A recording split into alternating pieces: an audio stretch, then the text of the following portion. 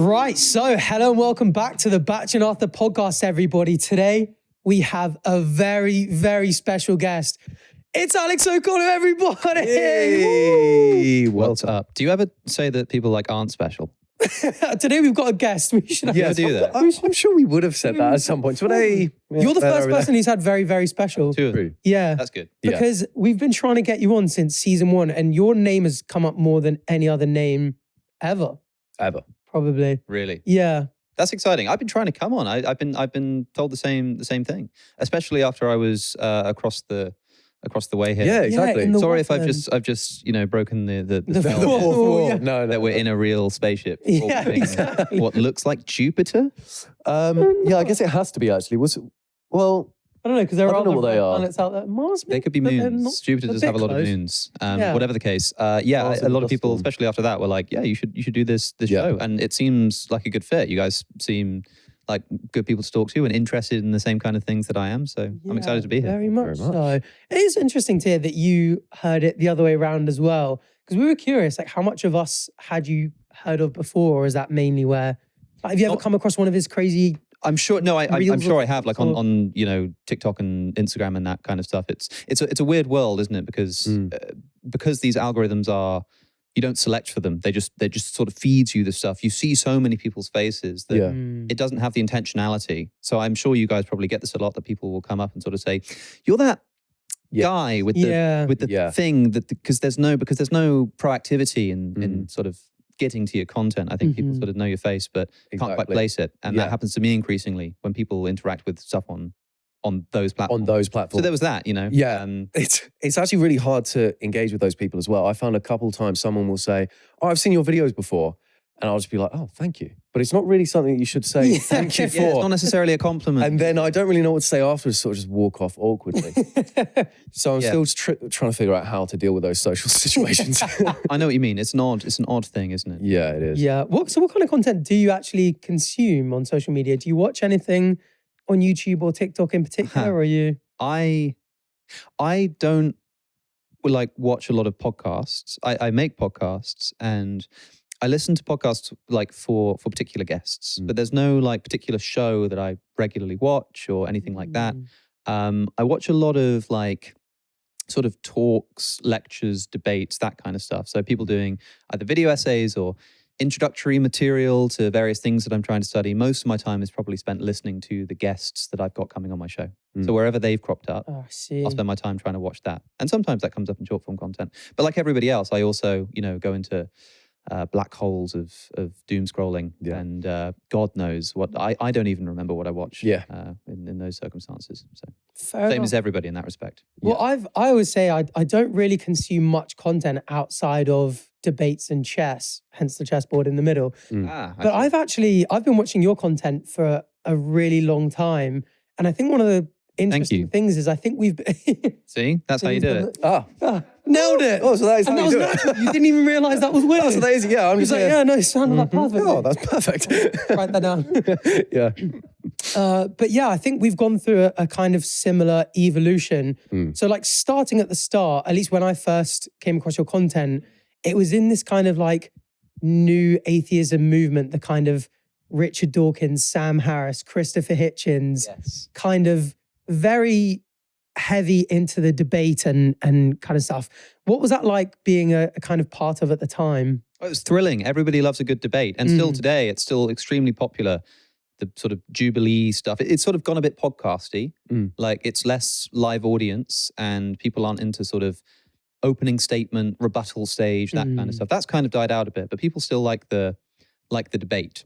And it's entertainment, it's thrilling, it's theater, and everybody likes going to the theater. But it's obviously everybody involved, including the people watching it, know that it's not the best way to ascertain truth.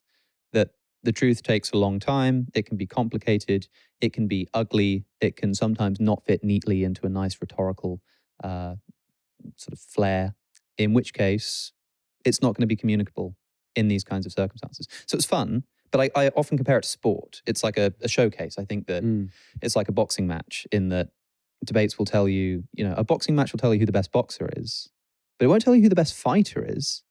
It won't tell you who would actually win if all bets were off and they could use their intelligence to build a weapon, or they could sort of smash a glass and they happen to have the upper hand in this environment. All it's telling you is that in these particular set of like well-defined circumstances, this person has won, which is fun and is interesting.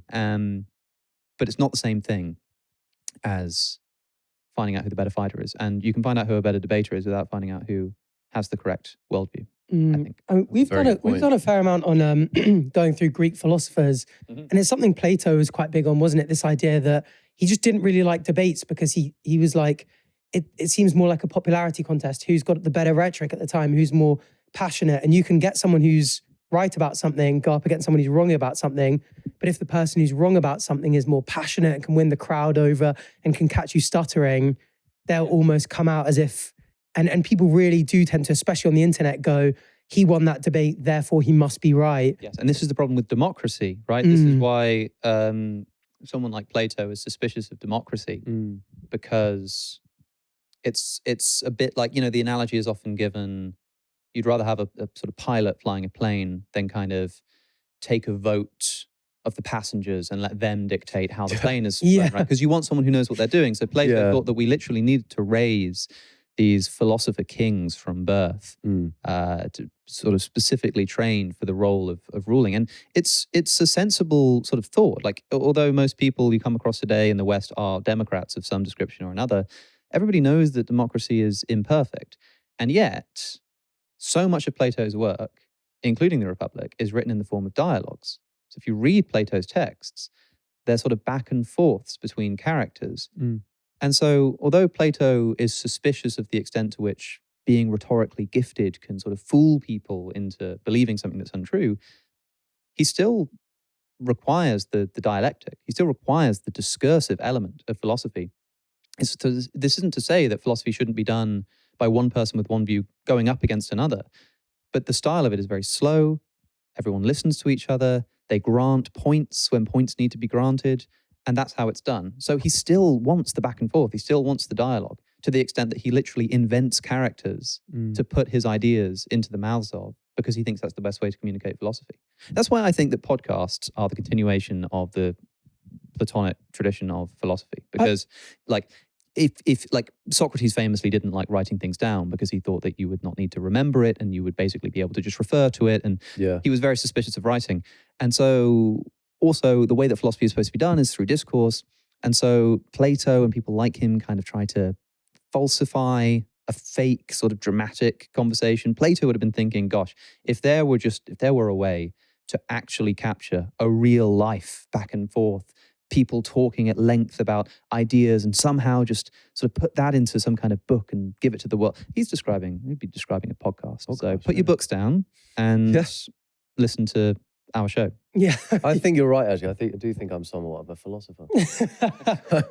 Well, you kind of are, in that every time we ask a question and we dive into it. Well, we had a really big one on the determinism stuff, which we'll come up to. Yeah. But it did feel like you kind of found that kind of pathway yourself. Like, everything back in that era seemed very hostile. And now you see it just as much with modern day debates and those sorts of channels. But you seem to go down much more of a Socratic questioning sort of pathway, where you seem far more interested in other points of view. Whereas back in that day, it seemed like the leading sort of method was, can you go head to head? And obviously massively driven by the Hitchens and the like, who were very, very powerful with their rhetoric, going like, you're wrong and this idea is evil and it's really bad. And now you seem, when I see you speak, at least to people with the similar sort of ideas that Hitchens would quite violently attack, you ask just a lot of questions, and it's sort of like you almost like do what Socrates would do, which is like seeing if you can get them to almost identify their own flaws in their arguments, and there seems to be more curiosity from you. And I've heard you kind of speak about this and say you're not becoming more Christian, but your approach has changed. And what are your thoughts on all of that, and just in general? Well, I think the internet is a nasty place. And so it's no surprise to me that just by refusing to participate any longer in this blind back and forth, people think like, it seems like maybe, he's close, he's getting there, the Lord is knocking at his door, but it doesn't matter who I'm speaking with. It seems like, Christians think I'm about to become a Christian, but also if I'm arguing against a Christian on interpretations of Jesus or something, then suddenly I'm the bad guy and sort of Satan's got my heart and all this kind of stuff. And I think you just kind of need to ignore all of that. And I just think there's a really low bar for intellectual engagement, that if you just say, yeah, no, that's interesting, let's explore that. If that's enough to get people to go, gosh, wow, it's interesting. You know, you're not like other girls, are you? You know, you're actually listening to. It's just like the lowest bar that has ever existed for intellectual engagement. So these debates are exciting and thrilling, and they're also a good way to cut your teeth. Like if you don't have an audience or something, one of the best ways to get noticed is to be a good debater and to go on these channels and to do these debates, and that's fine. You know, how else are you going to get people to listen to you? But I've got this luxury now where people are subscribed to me, they're already listening to me, and I can say, like, you know what, I'm not interested in doing that, at least not right now. I'd rather sort of slow down and have a long conversation with someone, which in fairness, if I tried that 5 years ago, maybe no one would have listened to. So I don't regret that. But I do then, I think basically you, I'm really interested in the way that the brain lies to you and how it sort of constructs a narrative of the world and tells you things about the world which aren't really true. Yeah. And I really think that the extent to which you have the intention of reading a bit of material or listening to a person talking, and your intention going into this is to figure out how to respond because you've got a position to defend and you're doing the boxing match, it literally changes the way you engage with the material. You will be looking for holes and looking for ways for it to fail. And if you're looking for ways for a view to fail, you'll find them. You will always find them.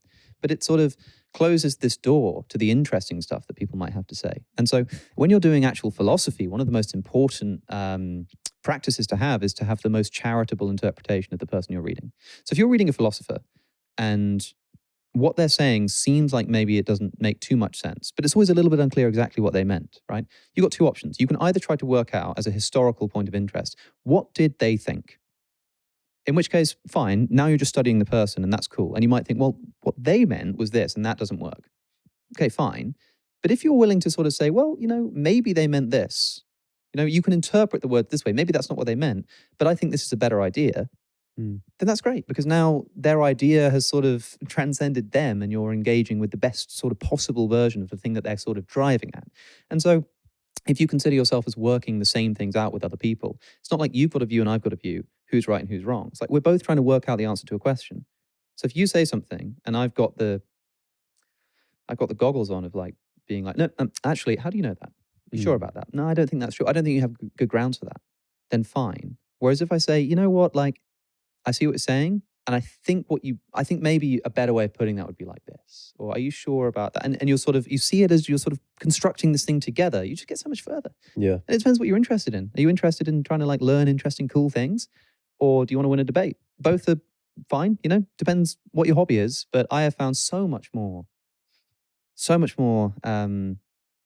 like fulfillment from just knowing interesting things by sort of letting people in. They also then let their guard down a bit and they're willing to get a bit more esoteric. They're willing to be a bit more sort of like, now this might sound a bit crazy, but you know, like hear me out. And you get to hear all of that kind of stuff. Yeah, because they're not expecting you to just jump down their throat for it. Yeah. Do you find it frustrating that the internet isn't quite so kind with that kind of thing, you know, especially when it comes to things that people care about a lot? I watched your video recently with the question that God Logic, Avery, came up with, and you kind of had this kind of, you spoke, well, do you want to just explain roughly the context and how it kind of made you feel afterwards? Sure. I was doing a debate and it was about whether Jesus claims to be God, which is one of my favorite topics. And it was a fine debate. I had a nice time. And at the end, there was a question asked by Avery, by God Logic, who... From the audience, right, as well? He wasn't That's right, yeah. actually involved in the... Yeah, but he's a YouTuber, but he was just in the audience. It was like it was at a Christian conference actually that I'd gone into, which was great fun. They were very nice to me, but it made for an interesting audience. And so I knew that all of the questions were going to be hostile. And the thing is, what happened was there's a relatively minor point. How minor it is depends on how significant this is to convincing you, but I wouldn't want to go into the details because it gets a bit confusing and complicated. But basically what I consider to be quite a minor point, I made a video about this if anyone's interested. And Avery gets up at the end and says, you said this earlier, but if that's the case, then what about this? And he reads a quote from the Bible. from the book of Hebrews. And I was like, yeah. Well, I don't think that's quite saying this, but I think actually in response to what I said, yeah, that's a good point. I just sort of granted the point. Yeah. And everyone in the room was sort of like, oh, you know, it's fine. Yeah, it was a cool moment. It was like getting an uppercut in or something. And it was like, yeah, cool, you know. And of course, when the debate went out, that particular moment just got like clipped up a million times. And again, fine. Yeah, okay. I don't mind if people are clipping this and being like, look at this moment where Alex grants a point. That's cool. But they weren't. They were saying like, Alex admits that Jesus did claim to be God. Hold on. No, I didn't. Yeah. Wait, what are you talking about? Or it's like, you know, Christian in audience destroys atheist's entire position or something. And it was just like, this is so boring. And the thing that really annoyed me about it, like I don't actually get super frustrated about stuff that happens online. I just don't care. But I cared about it in the sense that I realized I'm now going to have to fight against a reticence to do that in the future. Like if we're talking and I make a case for something and then you make a good point, I'm not going to now want to just say, yeah, good point, actually. Yeah, you're right. Because, I'm worried that someone's going to go and clip it up a million times and try and make me look like a fool. So it was just a little bit, it was a bit disheartening. But I'm so used to it on the internet that it's fine. But the thing is, it really was like, if I'd have gotten up and if Avery had said, here is evidence of Jesus claiming to be God. And I went like, you know what? Yeah, fair enough. That would be huge. That would be like, whoa, like, atheist drops his position in debate, right? But it was literally, it's kind of hard to explain. Like, but it was whether the person who wrote the book of Hebrews believed that Jesus was the angel of Yahweh in the book of Exodus, which is an interesting question. But it's like, it's not the be all and end all of this Christology debate. So, yeah, I mean, that kind of thing happens all the time, though. But that particular moment, I think because it was in front of an audience and a Christian audience who all went like, ooh, it made for a good video, So I totally understand it. But it's just like, don't then complain when you sort of are cultivating an internet culture that you think is less than apt for truth. Yeah. I do. It is a shame. And that's one thing that would... So Christians are very good at taking people's words out of context, especially Jesus's. Especially Jesus. Sorry, no, that was... Had to get that one in there. That was... No, because I think the same. Like sometimes I get really tempted by the idea of... I think if I were to do any kind of like debate stuff, it would maybe be slightly more scientific. So I've only just dipped my I mean, we have quite a lot of scientific discussions on the podcast. And I always roast him as well. He always cooks me. He's got a degree in... What is it? Planetary science, astronomy. I always tell everyone it's just astrophysics, but hence the space set. He bullied me into this. Yeah, I wanted it to be a... Hence the astrophysics for people in a hurry. Yeah, exactly. But no, yeah, and I've done a couple of videos now on flat Earth because it's quite easy, low-hanging fruit. You're not going to upset too many people. There will be one or two crazy flat earthers in the comments being like, I can't believe this, but it's not enough to sort of, you're not going to get a big TikTok going like this guy, shuts down flat earth and have loads of people going, I can't believe he's speaking out. And it's quite fun, quite easy to speak about. But every now and then, like a TikTok or a post will come up in these videos where I go, I'm not sure I've ever heard that before. And there was a Jubilee video where they had scientists against flat earthers. And the flat earthers said something like, even NASA admits that the earth is flat in this specific document. And the scientists are like, well, we can say we don't believe you, but like we've not got the document here. And they kind of have to concede the point and move on. Yeah. Because and I was like, I'm very lucky here because I can go search up that document. Yeah, right. And they were just saying like, when calculating the takeoff for this rocket, you can assume a still atmosphere and a flat earth because, you don't need to like if you add a bit of wind or the tiny bit of curvature of the earth, it's not going to change the calculations enough for you to bother the incredibly complicated calculations. So for this experiment and these calculations, you could assume a flat earth with a still atmosphere. And the flat earthers are citing that and going, this is NASA admitting that. But in that debate setting, it kind of felt a bit like the flat earther had won. Oh, yeah. Because they were going, and that kind of stuff makes me think, I don't understand why people even bother with the debate stuff now because the videos seem so much a much better way to tackle it. So for example, if God Logic had replied to a video where you had made your case and then you had heard that, you probably would have had you would have been able to think about it. For what it's worth, I mean, you dealt with it great in your video. But after this happened, Avery made a video about the moment was like, made like a video on his channel. And I left a lengthy comment because for what it's worth, like now, like, I should have, there were lots of things I should have said and didn't. And I was like, why didn't I say that? And so I left them in a comment. And, you know, if somebody wants to now have a discussion about whether the author of Hebrews believes that Jesus is the angel of Yahweh in the book of Exodus, fine, we can do that. There'll be a back and forth to have. In that moment, I was just like, oh yeah, good point, man. It's because the book of Hebrews basically implies that Moses met Jesus. Yeah. So it's a bit of a sort of a weird moment. And if Jesus isn't God, then like, oh, how was he there back in the Old Testament? That kind of thing. I was like, yeah, good point. There's actually a lot to say on this. It's really, really interesting. Yeah. But like you say, in that moment, you just have to sort of let it go. But the reason why people still do it is because it's a showcase. You know, it's partly sort of like, look at me, look at how good my recall is, look at how I can like respond to everything. It's like a, it's like showboating, which is why I kind of like the idea of debates, which are, the problem is nobody puts in the time to watch these, but like really drawn out. So I'm talking like your opening statement, 20 minutes long, and then you give the other person like a week to respond. Yeah. You know, and then they do their opening statement. And then it's rebuttals and back and forth, but you give people space in between. Or even like a live event, you know, somebody gets up, does their speech, and then everyone goes for a half-hour break. Yeah. You know, and they can really think about it, like, what do I want to, you know what I mean? Like, it's too slow. But that's how philosophy is done in the academy. Somebody writes a paper, and then they publish the paper, and then 2 years later, somebody publishes a paper in response, and it's done really slowly and like painstakingly, but it means that it's really specific, and like there's very little sort of fluff, and everyone's very precise about exactly what they're talking about, which is what's missing from these debates. It'd be nice if arguments were like that as well. Yeah. Because after an argument, you're always like, oh, I should have said that. Yeah, exactly. Should have dug that. Or it's the sitting in the shower, like, oh, I definitely, that would have been. And then you're practicing it in the mirror. Come back and you're like, oh, I would so cook them. Like, if that came up again, but it's painful. It's so, especially when it's on YouTube, and you're like, that would have been so good. So good. Yeah, exactly. Never mind.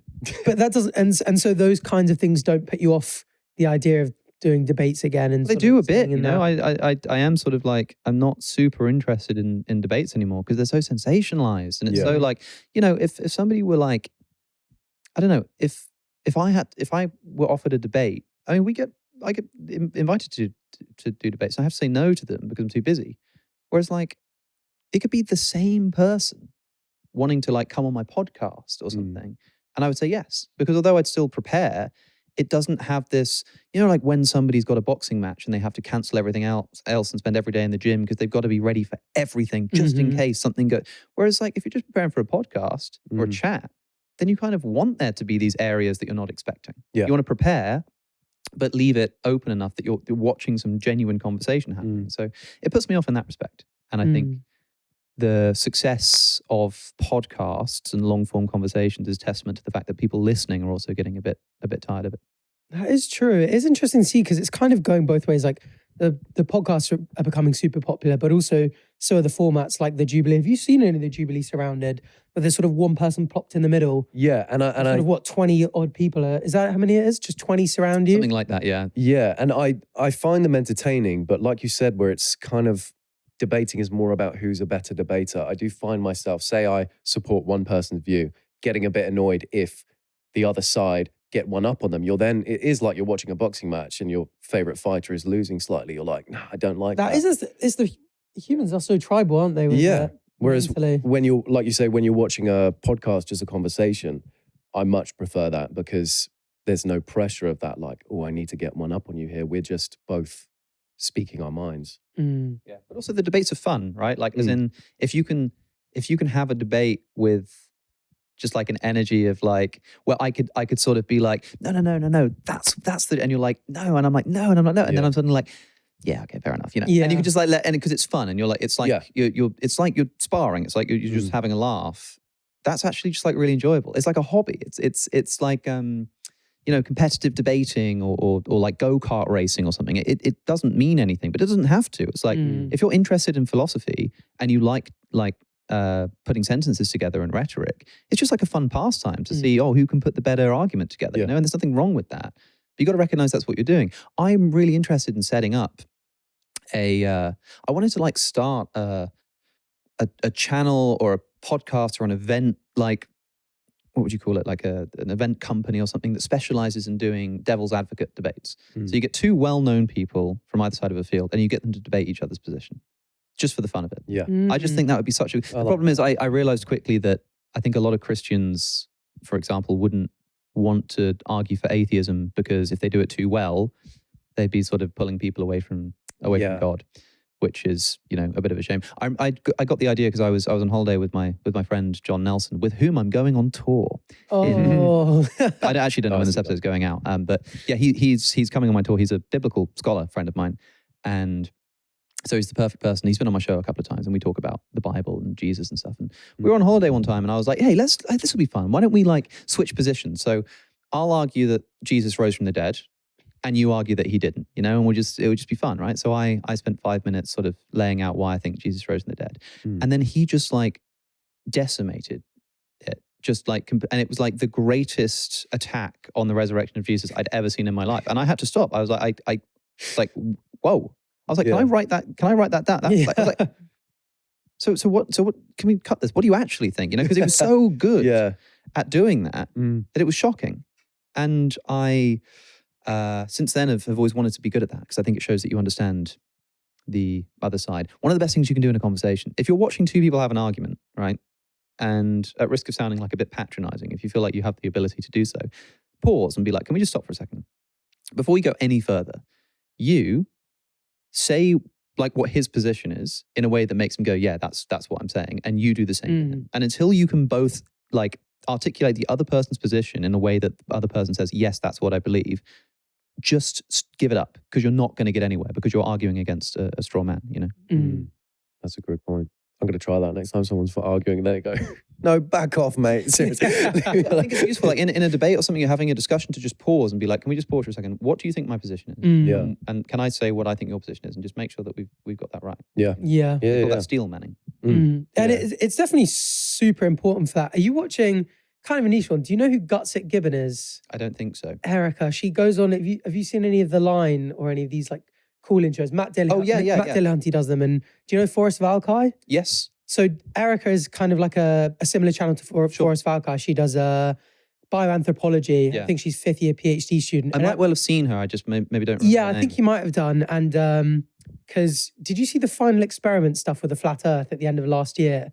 They sort of took 4 flat earthers and 4 globe earthers to the South Pole to watch the 24-hour sun, because the flat earthers denied that it was real, obviously, because it doesn't make sense on their model, and saw it and changed their mind. And the guy who orchestrated the entire thing was a globe earther called Will Duffy, but he's a creationist and a young Earth creationist. And so when all the science people like sort of hopped on board with him and were like, oh, this is so funny, you know, and found out that he was a young Earth creationist, they were like, your opinion in the sort of fields of science and geology and that physics and geology are the same as flat earthers is in like astrophysics and stuff. And so he's now sitting down every single month with Erica on her channel doing essentially live lectures on evolution.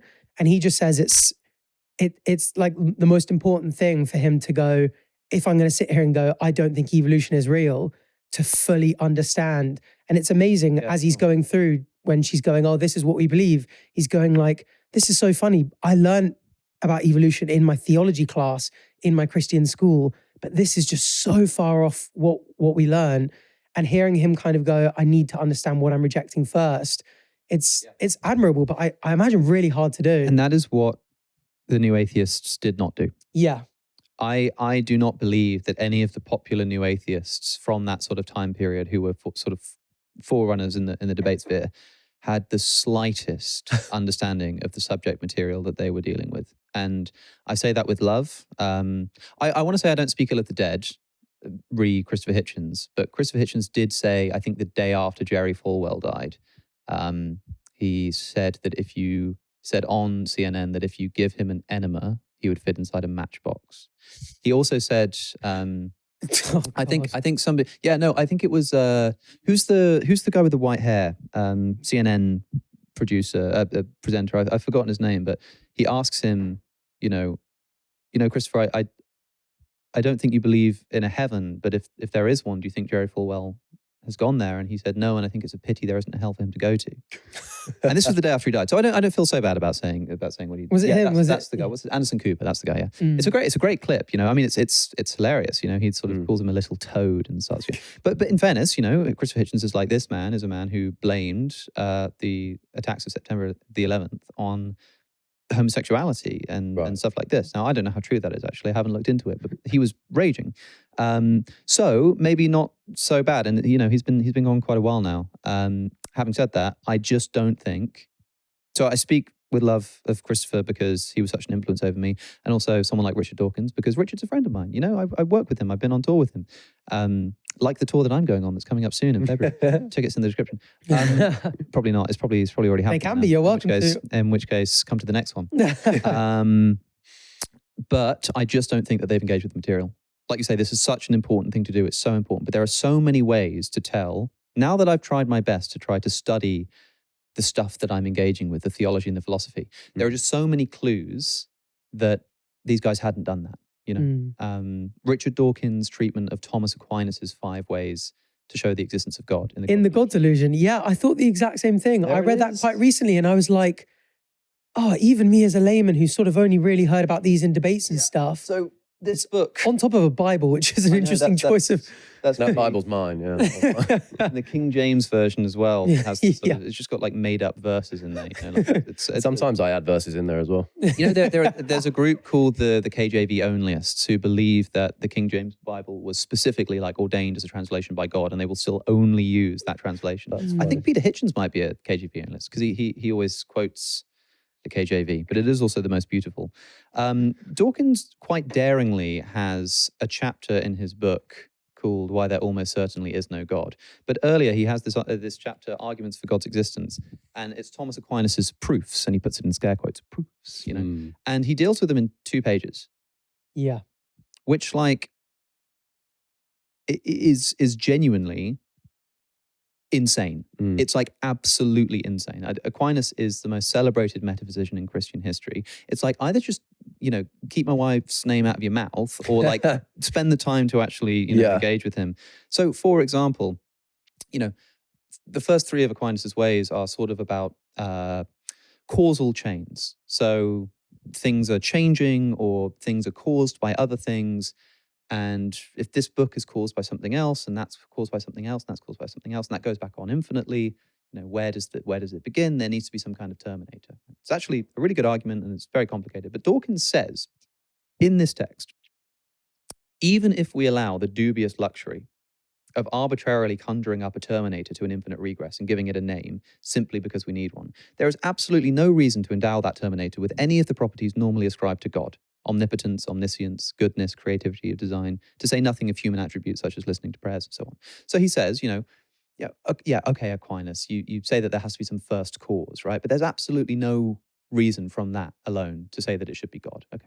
If you read the Summa Theologica, no one's read the Summa Theologica, it's like 1,000 pages long, but where these 5 arguments come from, the very next words out of Aquinas' pen, if you like, the very next thing he says in the like the next chapter is, once the existence of a thing has been established, there remains the question of what its nature is, of its nature and its attributes.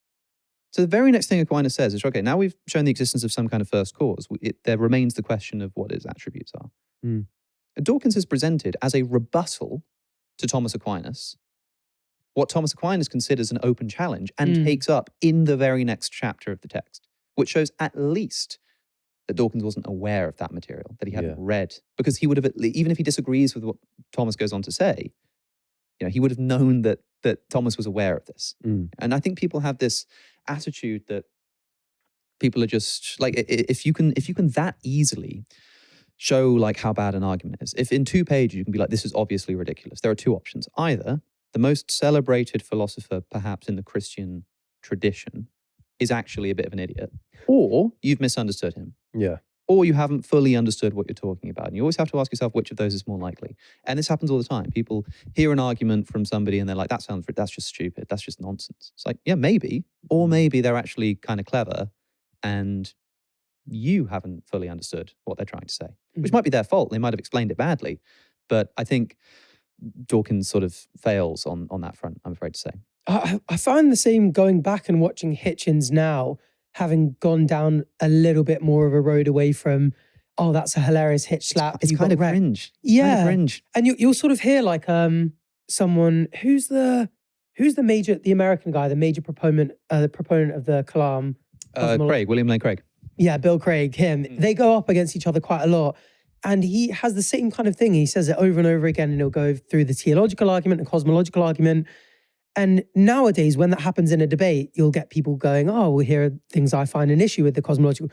Hitchens will it's almost as if he's not said anything in terms of this argument and just be like, why would anyone want this all-powerful thing who watches you and cares, whether you masturbate or in what position you have sex? And it's like, well, that's a good point, but you're so not addressing anything he's actually said. It's very powerful and convincing to many people hearing this kind of like, oh, who would want to live under this dictatorship and stuff, and evidently convinced a lot of people. And it's very entertaining with his hitch slaps when he sort of, says something witty offhand. But when you've experienced kind of a more detailed breakdown of the arguments and stuff, and when you see someone bring these arguments to him and he kind of just doesn't even begin to deal with them, it's the exact same feeling I got reading that. I was just like, this doesn't feel like you're addressing what people are actually saying when it comes to there are easy ways to tell beliefs. I mean, more technically, for example, Thomas Aquinas' first way is the so-called argument from motion, which relies on the idea that some things are in motion, and to be in motion, something needs to put it in motion. And like, by the word motion, a medieval philosopher like Thomas will actually have meant what we mean by the word change. So he doesn't just mean motion as in like locomotion, like things moving around as we would say today. He means any instance of change. So an acorn becoming a tree, or this book being here and now being over there.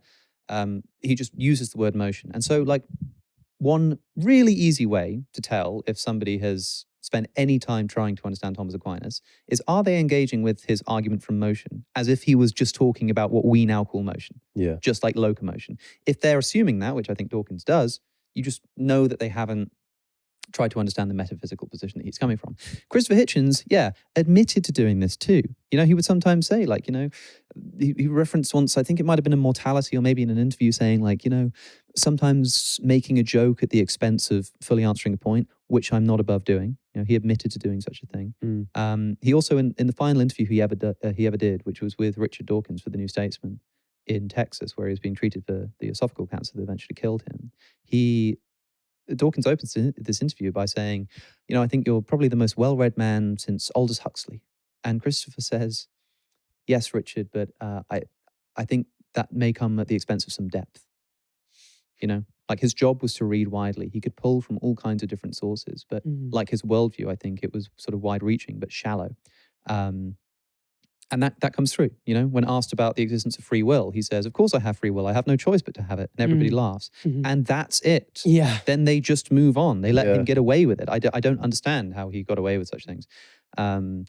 Similarly, on these first cause arguments, in particular, I remember a debate with Frank Turek, and just runs a first cause argument. How can something come from nothing? And Christopher would say, well, something from nothing. What about all the nothing that's to come? What about the Andromeda galaxy about to sort of collide with our planet and stars flying apart so that eventually we won't even be able to see them in the sky because of the redshift, So with loose references to the physics of Lawrence Krauss. And it was like, that's just a different question. Yeah. Like, what are you talking about? Like, okay, maybe it's a little bit weird that it seems like one day the universe will expand into a heat death or whatever. But that does not in any way come close to even approximating an answer to the question of why there exists something rather than nothing. Also, Christopher, have you just forgotten that Christians believe in like a coming apocalypse? That they believe that there will be an intervention of heaven before that happens. Now, you're welcome to disagree that that is a likely outcome.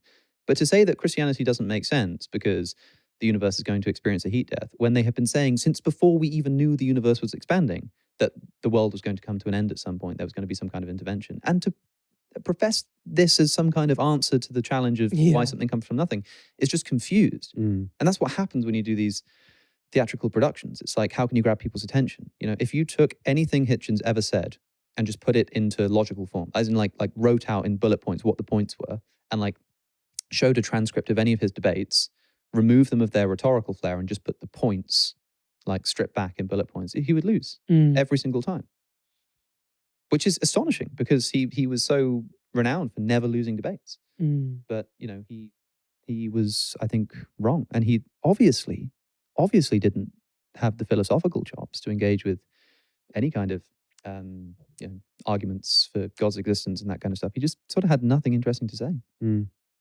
Do you feel like this is a kind of, in a way that with scientists, you can kind of look back at early scientists and go, they laid a bit of a foundational work, and then we went from there and realized they were wrong about a bunch of things.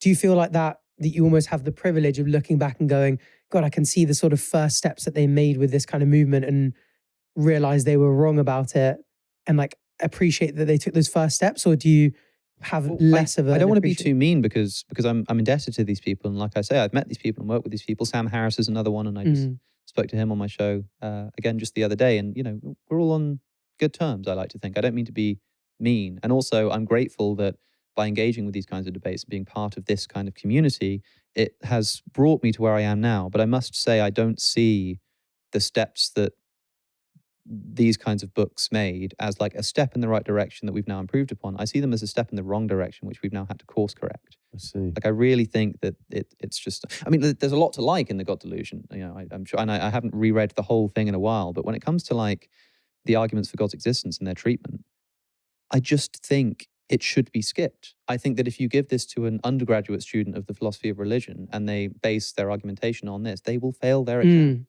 You know what I mean? Like, I think it's actually like not good. So it kind of depends what you mean, because scientists used to get things wrong, but science sort of typically moves in one direction. Like scientists typically sort of get an imperfect approximation of what's going on, in the way that Einstein corrects Isaac Newton, right?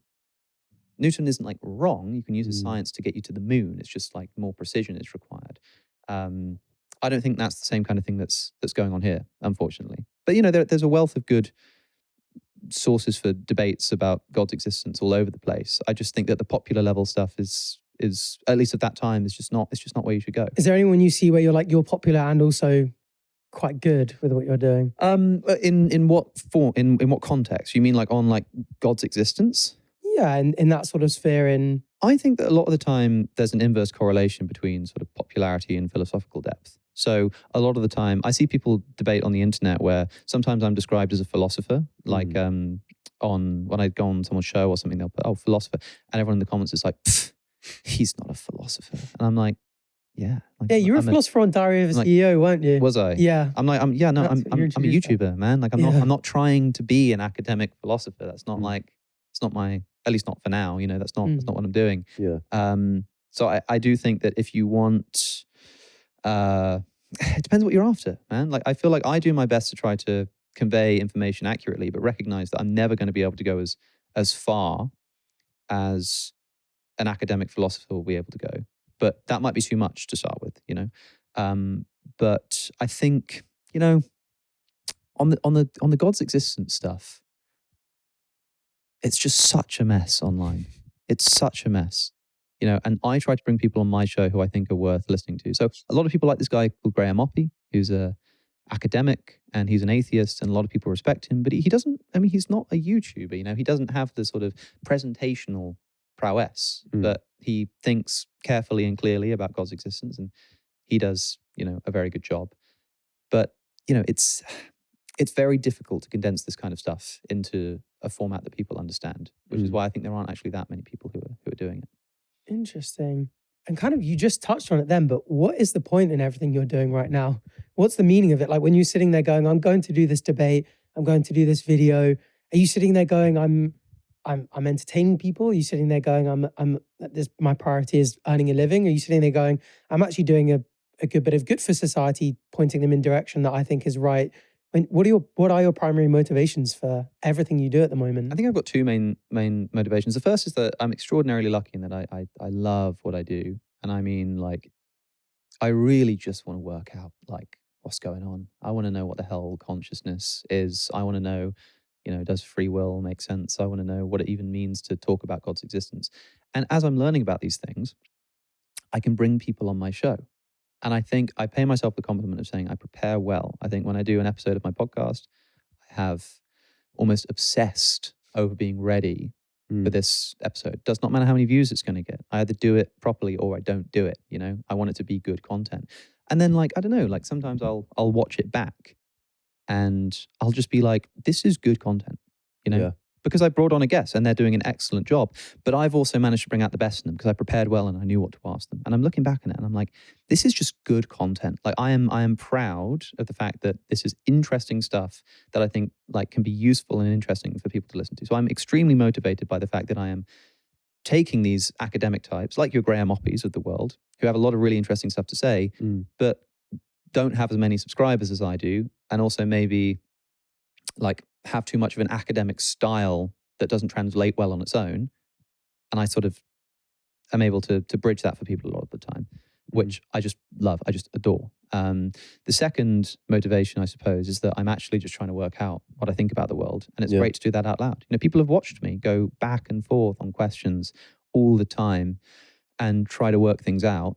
And they comment things and they say, you should speak to this person. And I see a comment, I'm like, okay. And then I look into them and then I bring them on the podcast and I speak to them. And it's just like, I'm actually just trying to work this out just like anybody else and sort of feel like I'm doing it together with everyone who's watching alongside me, you know? And do you see it as any kind of societal good? This obviously pursuit of truth, a lot of philosophers have sort of held that in the highest regard. Is that the same with you? Are you doing it for the personal fulfillment of finding out the truth? You know, let's say, for example, you have two people on your podcast back to back and one is a very strongly religious person, someone's a very strong atheist, and someone could say, you know, you've got two paths. Person A convinces everyone that's watching, or person B does. Would you, through either of those, go, oh, that's a good outcome, that's a bad outcome, or is it neutral either way? As long as someone feels like they've been changed in some way that they're grateful for, that's fine. I don't know if truth should be the goal. I think that something like, you know, like maybe happiness, but in the sense that the Greeks used it, the eudaimonia of Aristotle, you know, like contentment, excellence, flourishing is probably the true sort of natural goal that all people have.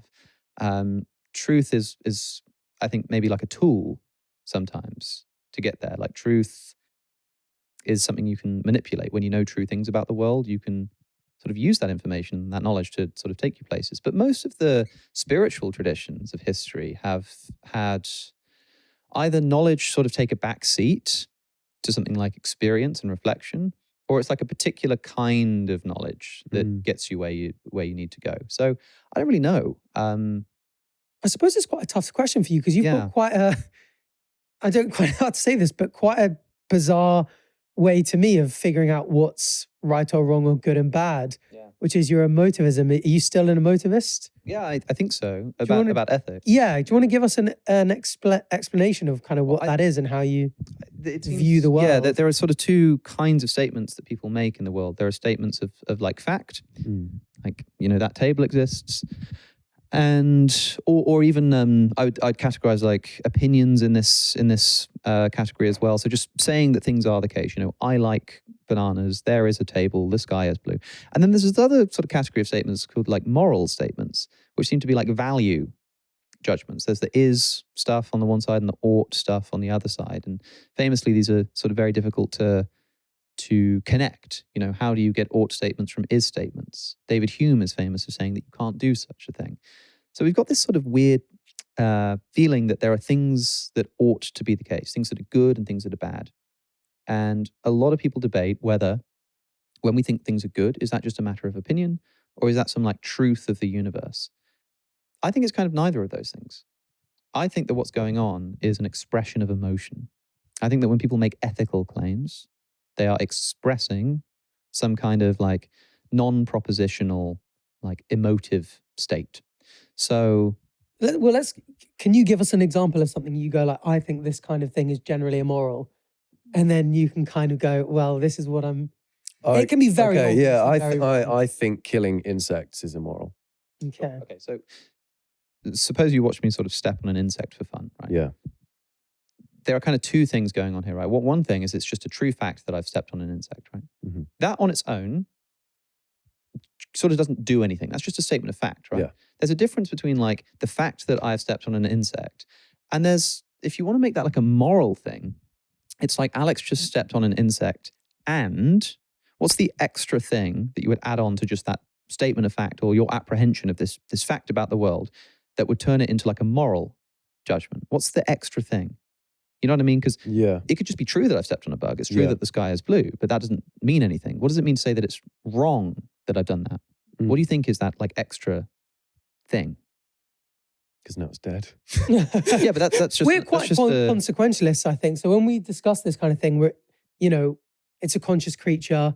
It's arguably suffered as you've crushed it. It's lost its life. But these are all just facts, right? These are all just facts that somebody could just accept. Like somebody could just go, yeah, those are all facts, but so what? Like, so?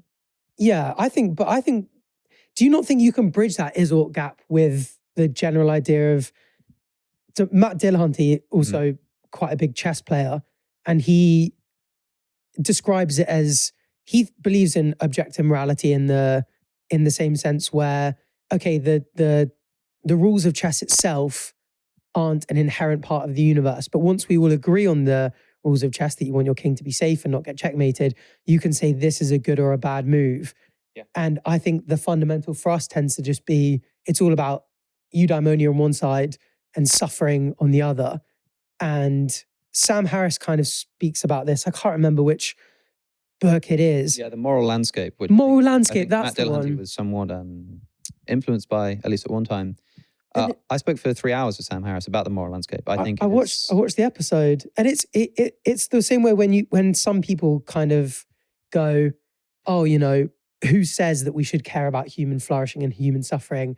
It's like you can say that, but it's like someone running into a science conference going, oh, who cares if we should care about the scientific method or what's reliable or whether we can get these? And it's like, well, we kind of all just agree that we do care about what's true. Well, you do. Yeah. But not everybody does. So for example, like, I mean, and strictly speaking, you know, emotivism sits outside of all of this, by the way. Like it's not even, there's like subjective, objective, and then there's emotivism, which sits outside. But let's shelve that for a moment because this is interesting, right? So like, you know, the chess thing is useful here because, okay, we've just got different views. Suppose you think it's okay. I think it's okay to like, you know, torture innocent babies for fun, and you don't think that that's okay. Clip that jab up.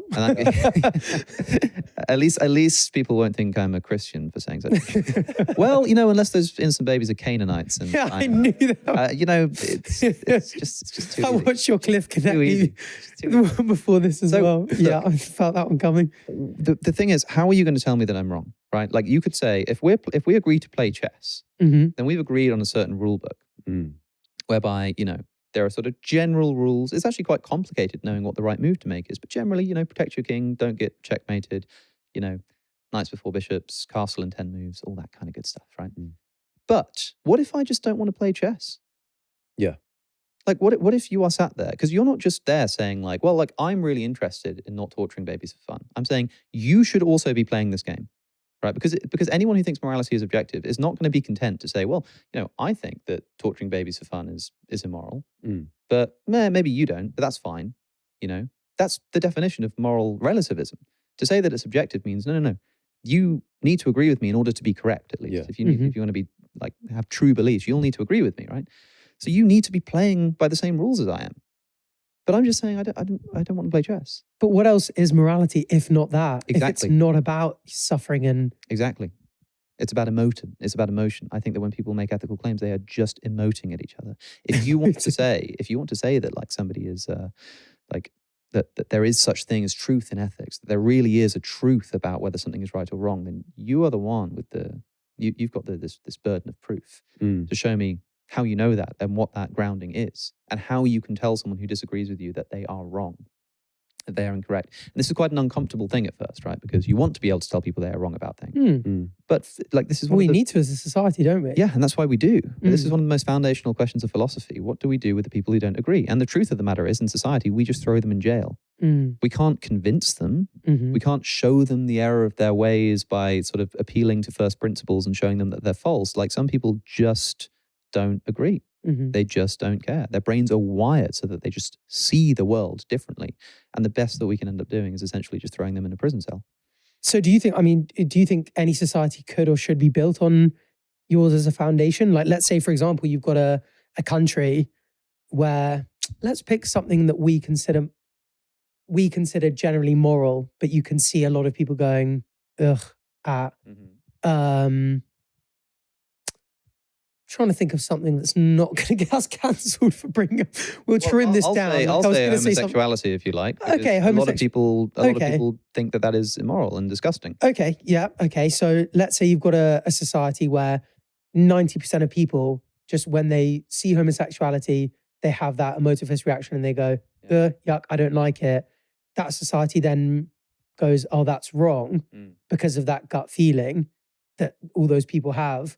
Do you not think, and then obviously it's fallacious to say that, something's wrong just because you don't like the consequence, but the idea of a society built like that seems... I don't like the idea of that at all. Yeah.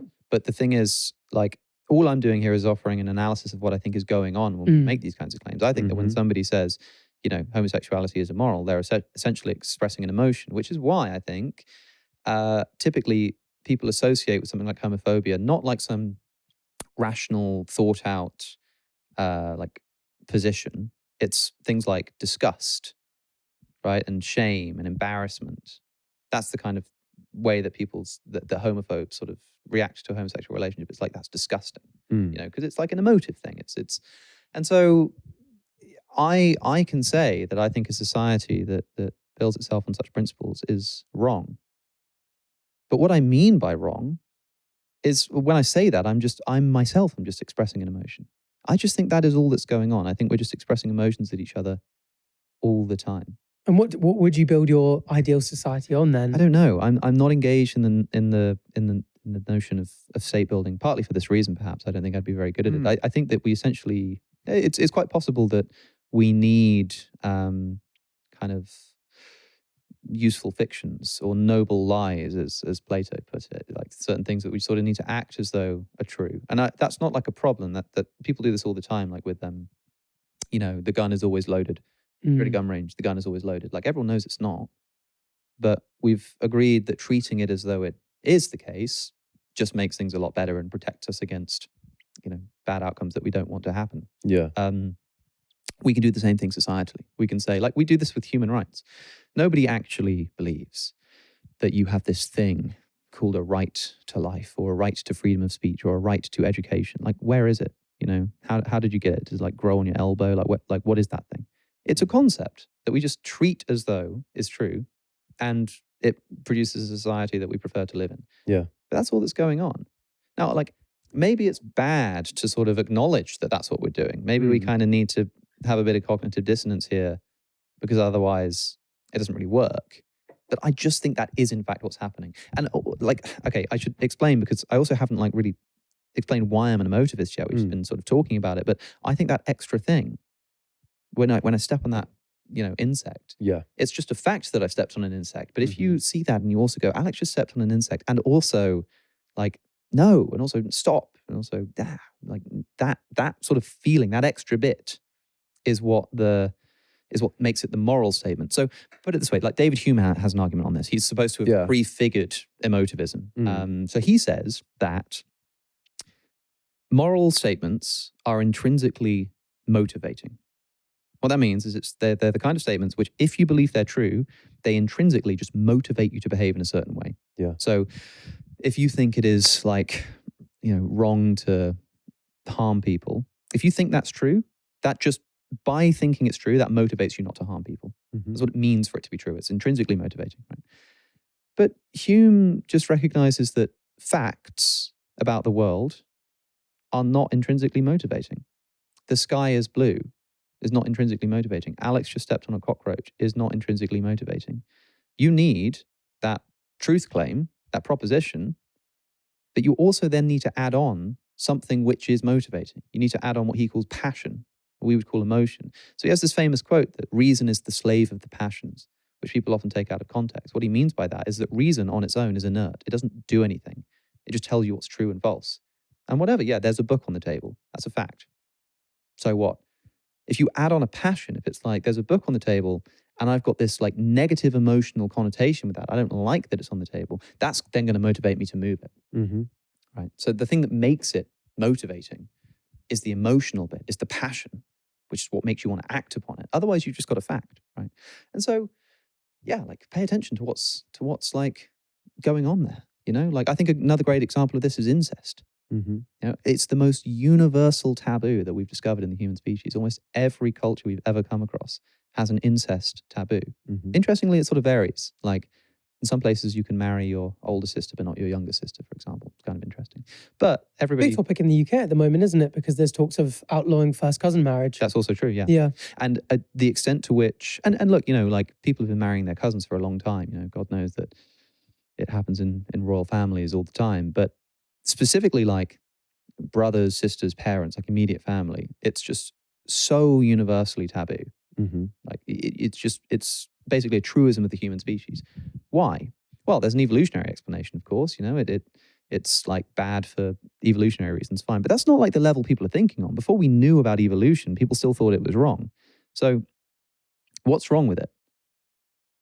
Yeah, And this is something we've spoken about. People find it very difficult Because to as justify. as someone who's a consequentialist, you know, like they're the classic examples of, you know, two gay twin brothers where it's like you don't have any of the issues of procreation. Mm-hmm. You can say, oh, they were separated at birth, so there's no strange family dynamic or power imbalance. Yeah. Because you can remove all of those things and still people will say, but it's still what? It feels just wrong. feels Yeah, wrong. which is where It's a it great goes. example because I think that people like it's much easier with this example to isolate what we consider this moral bit or the motivating bit, because you can just say that these are all just facts. It's just a fact that some guy's getting with his brother. That's just a fact. Mm-hmm. But if you want to say that's wrong, what's that extra thing that you're applying there? It can't be anything consequentialist. Mm.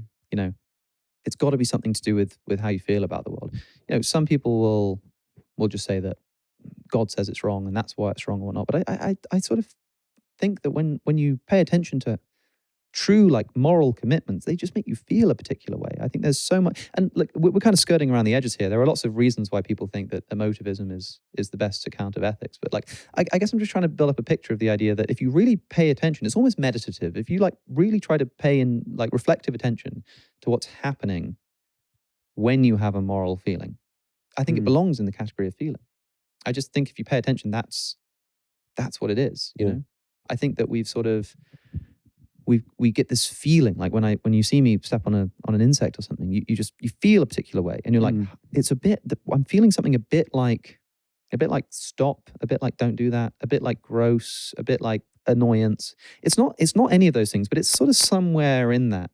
And whatever that thing is, we've just put a circle around it and given it a name, and we've called it wrong. I think it's a feeling, you know. Yeah, I think it just belongs in that category. And you said that to you that was a bit of a bizarre concept. What's that? Emotivism. Yeah, bizarre because first of all, obviously, I think one of the major things for me is there's no real ability to persuade, because let's say, for example, Bach thinks homosexuality is wrong. I think it's right, or vice versa. We can then, if we assume, as we both tend to do with morality, that it's all about human suffering and human flourishing, we can sit down and break apart, you know, is society better off? Are people happier? What actually happens when in societies where homosexuality is allowed, where it's not allowed, and we can kind of go, given we're both playing by these rules, society will actually end up being happier and will flourish better and all this kind of thing. If homosexuality, there's ways for us to agree then, because we're analyzing the I can do that too. But if you're sitting there going, okay, if I'm sitting here going, you've stepped on that insect, and I go, ha, and he goes, boo, you stepped on the insect. How can I persuade him? Because his is just a boo. Yeah, it's a good question. And I'll tell you how. Because, so A.J. Ayer, who is the person who is thought to sort of popularize emotivism in the 20th century, writes about this. And he points out that most of what we call moral debate is not actually moral debate. It's debate over facts. I mean, the way that you just described it, you were like, which of these leads to an increase of societal stability and happiness? These are just facts that you can measure. The thing that matters is like, well, which of those do you want to be the case, right? So like, when you watch people debate gun laws in America, it's a good example. Somebody will say, you know, if we criminalize guns, then gun-related deaths will go down. And someone else goes, no, because actually if you criminalize guns, then good people don't have guns and gun deaths go up because there's no one to stop them. And then someone says, oh, but don't you know that the biggest threat to children is actually like swimming pools in the back garden, and they trip in and fall in, and drowning is more.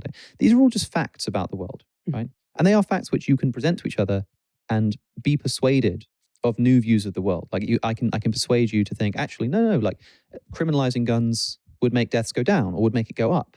But again, these are just facts. The thing that matters is that you have to have some kind of ethical foundation for which these are all relevant, right? Mm-hmm. So in the case of the emotivist, it might be something like, you think that harming innocent creatures is wrong, right? And that translates to the emotivist as like, boo, harming innocent creatures. Don't like that, And it might just be, for example, suppose that you believe that insects were conscious and you didn't. Mm-hmm. Right? And when I stepped on an insect, one of you might go, yeah, it's fine. And one of you might go, boo, right? Because you have this different belief. Now, all I would need to do is convince you that insects are conscious and can suffer. And that would just suddenly now make you see me stepping on the insect as a bad thing. I haven't had to actually change your emotion, your foundational emotional motivation that harming innocent insects is wrong. All I've had to do is change a fact about the world, which informs your emotive state. Mm-hmm. But what if it's something on like incest where I'm not sitting there because it's anything to do with whether I think it's conscious or not. I know essentially all the facts. There's nothing you can point out. If I'm sitting there just going, I don't like it, and I can't really identify why, then there's nothing that you can identify to change my mind about. Well, maybe we could try to identify why. And if it's really not possible, then maybe you do just have an insoluble conflict. But what I want to point out is when you do get to genuinely the baseline, and I want to be clear here. For example, if although emotions can't be true and false, facts about the world can just change your emotional state about a particular thing. Like, for example, say it's your wedding day and you are just bawling your eyes out. You're upset, you're in tears because you're really upset that the rain is going to ruin your wedding day. Right? And you are just feeling this emotional state. And the emotional state is not true or false. It's just a thing that you're feeling, right? But if I just told you, you're incorrect, it's actually not raining outside. Mm. You watched the weather forecast from yesterday by mistake, it's actually really sunny. You suddenly become happy. Because your emotional assessment, which is boo, bad wedding day, is still there. It's just a fact about the world has changed. And now your emotional state has changed.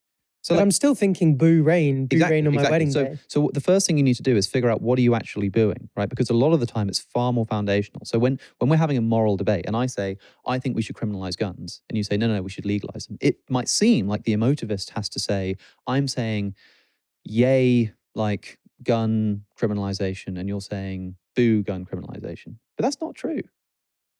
We're both saying, boo, innocent children dying. Mm-hmm. And it's just that we have a different idea of the facts. We've got a different idea of what strategy will reduce the number of children dying. So firstly, break it down to what the actual fundamental, emotional, basis is. And oftentimes you'll actually find that people agree. So if that happens, you can just stop there. So when people debate, should there be free speech or not?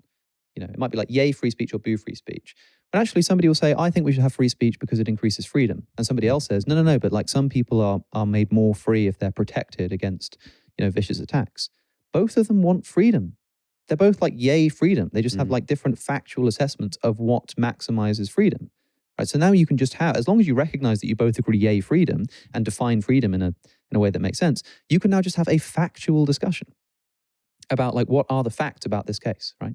But suppose you get to a point where you found out the basic emotional, the actual emotional component, and it turns out that you do just have differing emotions, right?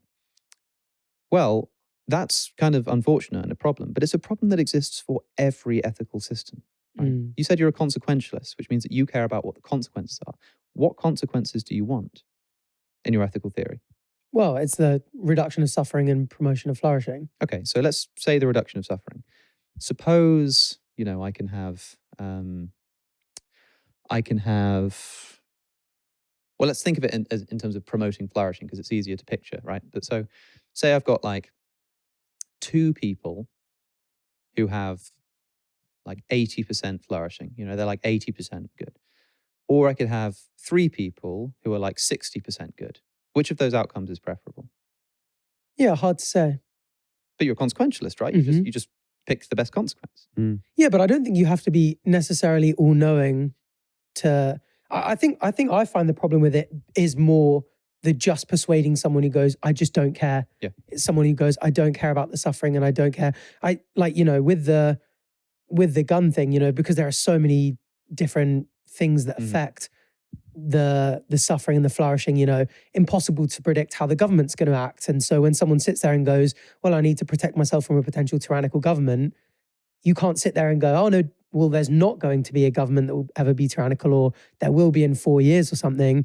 You have to just weigh those up. Yeah, but what you're weighing up there are just factual predictions. Yeah. You don't need to be infallible. You don't need to be omniscient here. But the things that you're considering are just factual statements. You know, what is the likelihood that there'll be a tyrannical government that I will be able to protect myself against by owning guns, right? That is not a moral discussion. That's not a moral claim. That's not a moral statement. Those are just facts. What makes this a moral disagreement is the fact that there's something at the root that makes you go yay and me go boo, or you go good and me go bad, right? Yeah. What I mean to say with this consequentialist thing is that exists for all ethical theories. Like, suppose you just knew for a fact that you could have a society that had either fewer people who were really happy or more people who were still happy but less happy. Which of those is a preferable consequence? Which of those is a preferable outcome? There's no easy way to answer that question. You kind of just have to pick which one like feels more intuitive. Like which of those feels better? So people talk about maximizing like pleasure and minimizing suffering. Well, are you talking about per individual, or are you talking about overall? Because I could have like a society of billions of people whose lives are only just worth living. Just like 51%, or I suppose call it like 1% because you don't go into the minus, right? Like 1% pleasure, like just about worth living, right? And there's like a billion of them. Or I have a society of 100,000 people who all have like 99% happiness. They're all just living an absolutely extraordinary, brilliant life. They're all listening to this podcast episode right now. Yeah, right, exactly. That's the community here, yeah. Which of those is preferable? Yeah. This is a thought that Derek Parfit calls the repugnant conclusion, because he thinks that if you take the view that what you need to do is just maximize the amount of pleasure overall or minimize the amount of suffering overall, it leads to this repugnant conclusion that as long as you have enough people, you can make their quality of life so low, but just about in the positive, that as long as there are enough of them, the total amount of pleasure will still be more than a society of like 100,000 people or 1 million people with really high quality of life. But that doesn't seem right. It just doesn't feel, it feels like we want to say, no, the other one. So, okay, in that case, we should just maximize pleasure for individuals, right? But then it's like, it becomes impossible to practically work out what that means and how you would like, how you'd actually balance that out, you know? And if you want to say that, like, I don't know, like you get into all kinds of problems. Like, does it become immoral to not be constantly bringing people into existence who could have a high quality of life? Like, because you're trying to maximize pleasure, right? So are you doing something immoral by not having children right now? Because now there's less pleasure in the world than there would have been otherwise. But we don't want to say that that's immoral. We want that just feels right. Again, like all we do is we take things which we think make sense. We're like, yeah, okay, here's a principle. Let's try to minimize suffering, right? And then you test it up against some example or some sort of implication of this. And then we just go, no, that doesn't feel right. And we adapt it. So like, think about how people do ethics. Like consequentialists say, like, we should maximize pleasure and minimize suffering. Okay, so a famous example is if there are 5 people in a hospital who need organ transplants, each one needs a new organ, and they're going to die, and then a healthy person walks into the hospital, and we think what we could do is just kidnap that person, anesthetize them, kill them, take their organs, and save 5 people. Should we do that? Yes. Do you think so? No, I don't. there will be. I don't think so, but should, right? I asked this exact one on the Simon podcast, and KSI said yes. Yeah, right. Well, well, you know, it's easy to say that until you're in that position. Also, I don't know what JJ's meta-ethical worldview is. I'd love to find out one day. But some people will say yes, but you guys said no. So yeah, I'd say no. Why not? That's a feeling. Oh, I just feel because like... it really. Now, some people will say no. Well, no, it's because that would lead to a society where people are scared, and then we wouldn't trust. Yeah, but you can find examples that are just, you can control for those factors and just make it very. You know what the interesting part of this question is, which is like, if your principle is let's minimize suffering and maximize pleasure, then here's a case where we minimize suffering and maximize pleasure, and yet you think it's wrong. But I also do think you are necessarily putting your own judgment and value of suffering and flourishing that I'm not necessarily agreeing to, because I think there's more suffering involved in an innocent man having his organs harvested than there is pleasure from those 5 people who are going to die otherwise. You just living anesthetize him. He doesn't even know that it happens. He just sort of falls asleep and he never wakes up. I don't even necessarily mean suffering, because I'm sure you come across this with the veganism debate, because we have the same thing with animals, and I still think there's a strong degree of suffering in an innocent life being taken, regardless of whether they feel pain. You know, if there's a sniper behind me and he just shoots me in the head right now, and I die and I never feel pain, I don't quote unquote suffer in that sense. I see an immense, in my judgment of morality, of going suffering and human flourishing, even if you could say that sniper guy would have a great time doing it, could be a nutcase, and I don't feel any pain. But when I think of suffering, I am also including that kind of the unjust nature of me losing my life. I think you're importing new concepts here, right? I think what's happening is you're saying that what you care about is suffering. But that is suffering to me. I think I suffer greatly by losing out on my life here. I suppose it would have to depend on what you mean by suffering then. I think that to suffer, so for example, do you think that things which are unconscious can suffer? No. But if you're dead, you're unconscious. Yes. So you can't suffer if you're dead. If I'm already dead, I couldn't suffer. No, there's nothing you could do to me after I've died. Yeah, but causing my death. But when is it that you suffer from your death? You can't suffer now from your death because you're not dead. And you can't suffer when you're dead from your death because you can't suffer. Yeah. So there's no time at which it can be true that you're suffering because of your death. I think at the time of death, just because my conscious nature stops, it's the act of it stopping itself that is me suffering. So when is it bad? Like at the moment? Like if you never become aware of this happening, is it like just the moment before when you're still like blissfully unaware? No, I don't even necessarily think I have to be conscious of it. But we just agreed that unconscious things can't suffer. Yeah, I don't think dead me is suffering. I think me just as an entity by myself, as in itself. I think the best way to get around this problem is to essentially recognize that you're not really talking about suffering here. You're saying that there's something bad about my death, even though I'm not experiencing any suffering for it. And that's fine. You use the word unjust, for example. Maybe you believe in a concept of justice. But justice actually rubs up against suffering all the time. You know, if there's like an angry mob who are about to burn down a town and cause loads of damage and loads of suffering, and kill loads of people. They're literally an angry mob. They're going to like kill people in the street with pitchforks. All you have to do is take the person they think is guilty. That's why they're throwing this riot. They think someone's guilty, but you know they're actually innocent. But if you just hang them anyway, then it'll abate the mob and the suffering will go down. You might want to say, no, I don't want to do that because there's something unjust about it. But I think you're calculating that the negative suffering of that mob and going the suffering of the one person dying is less. But I don't attribute that level of suffering to that person being lynched. So why not? What's the difference? Because suffering is just like the negative experiential state. That's what suffering is. I don't think you have to experience suffering. So, for example, like when you, Batch and I did speak about this a couple of episodes ago. It might be quite a while ago now. I think you convinced me of the idea of veganism, and people weren't too pleased with my answer with it. Is that I was utterly convinced that you were right when you said the fundamentals of it were it's unnecessary suffering. It's not necessary because you can live a vegan lifestyle, so you don't need these animals to suffer, and they are suffering. Would you have agreed if someone had said, oh, they're not suffering, we put a bolt through their head before they know anything's happening? I wouldn't have done at the time, no, because I was a consequentialist. But I'm not a consequentialist anymore. In part because I've realized that there are examples of consequentialism that I think just lead to things that I feel are false. And we'll talk about that. I'm pinning that for a second. But I'm just saying the reason I'm bringing this up is because I want people to pay attention to the fact that when you do ethics, if you've done like an ethics class or something in school, you'll notice that you'll come across examples like this. It's like, the trolley problem. Would you pull the lever? That kind of stuff. And what you're essentially doing is you're taking an ethical principle which you hold and you're testing it against a case in the world. And if that consequence of your ethical theory is strong enough to make you go, oh, no, because that would lead to this really bad thing, then that means you should doubt your ethical theory. But by what standard are you saying whether that outcome is good or bad? Like the whole point of having an ethical theory is that it's supposed to be able to tell you how to like work out whether something's good or bad. You're a consequentialist. That's how you work out if something's bad. So when consequentialism tells you that you should kill 5 people to save 1, why don't you just go, oh, okay, I guess that's the answer then.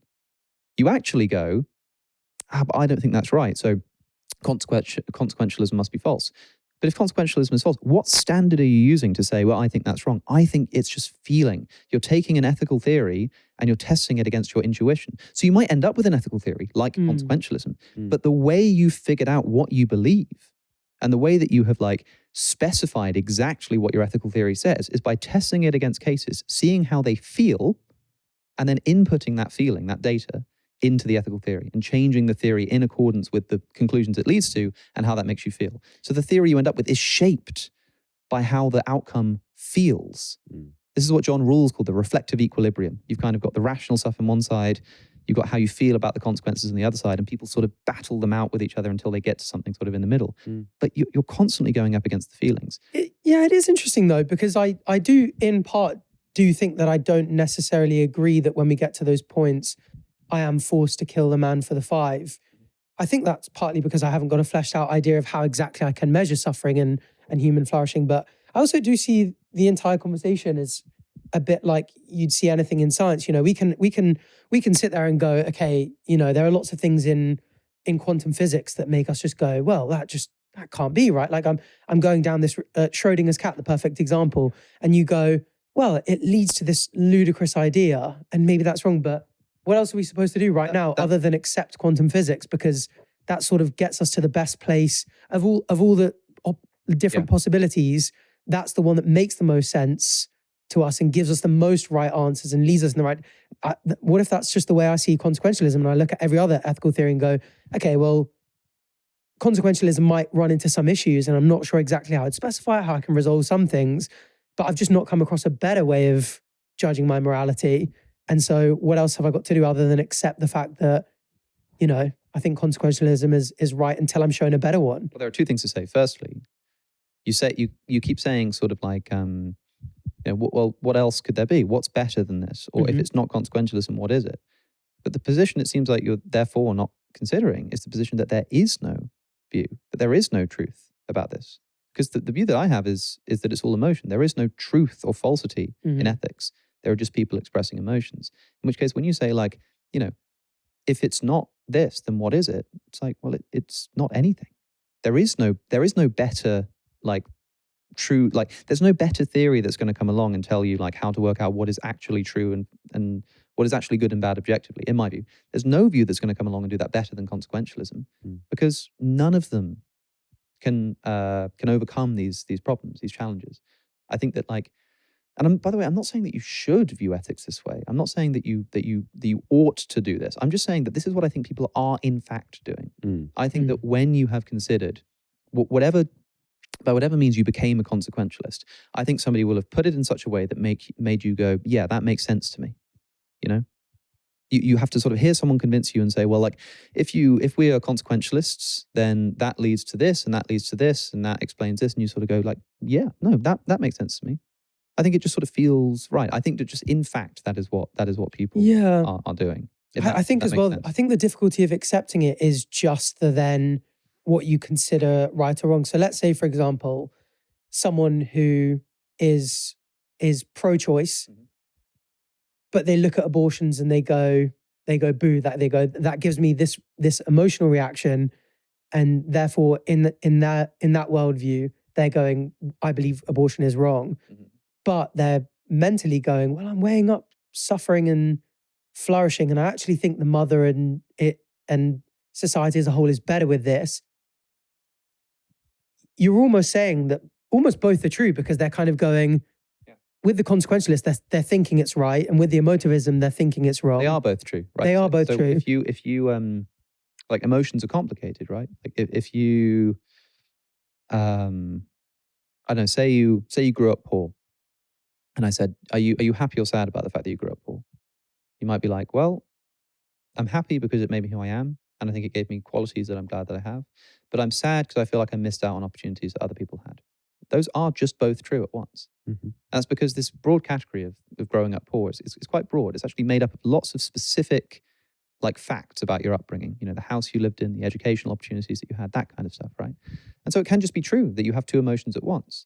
And that your overall sort of view on the broad picture is just going to be like which way you are ultimately tugged, right? But the same question would arise with any kind of emotional state. It's like are you happy with how your job's going? You might be like, yeah, no, I am, but there's also this, like, this is good, but this is bad, right? That's just how emotions work.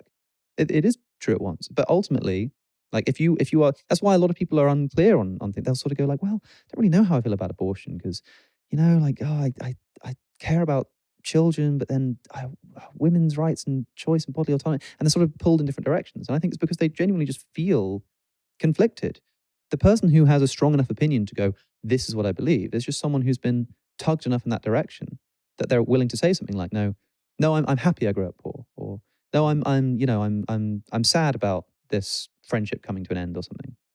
But most people are pretty unclear on their ethical views. Most people have at least some things that they're like, that they have no idea about. Is there a moral obligation to give to charity?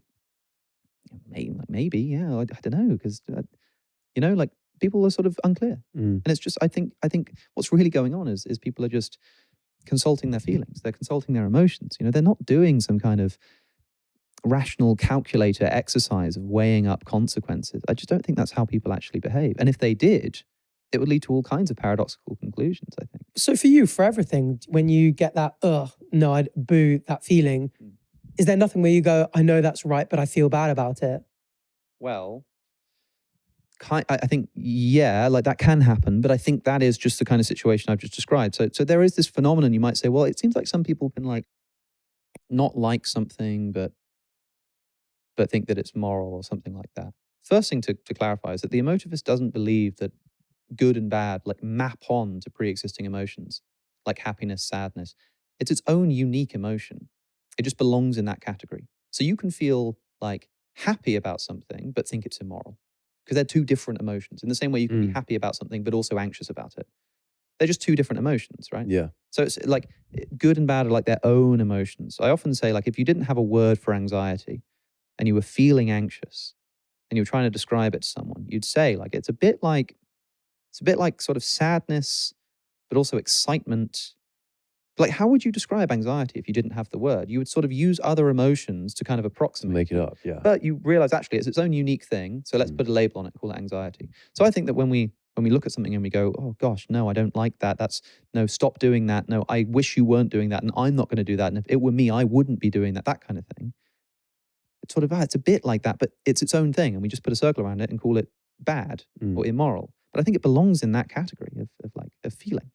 And that if you're a consequentialist, you've got to ask, why are you a consequentialist? On what grounds are you saying it is a good thing that everybody's like pleasure is maximized? Like, why? Why is that a good thing? That's a genuine question. Like why? I just find it hard to care about anything else. So, like, for example, let's say when I first watched a furry video, not that kind of furry video, crikey.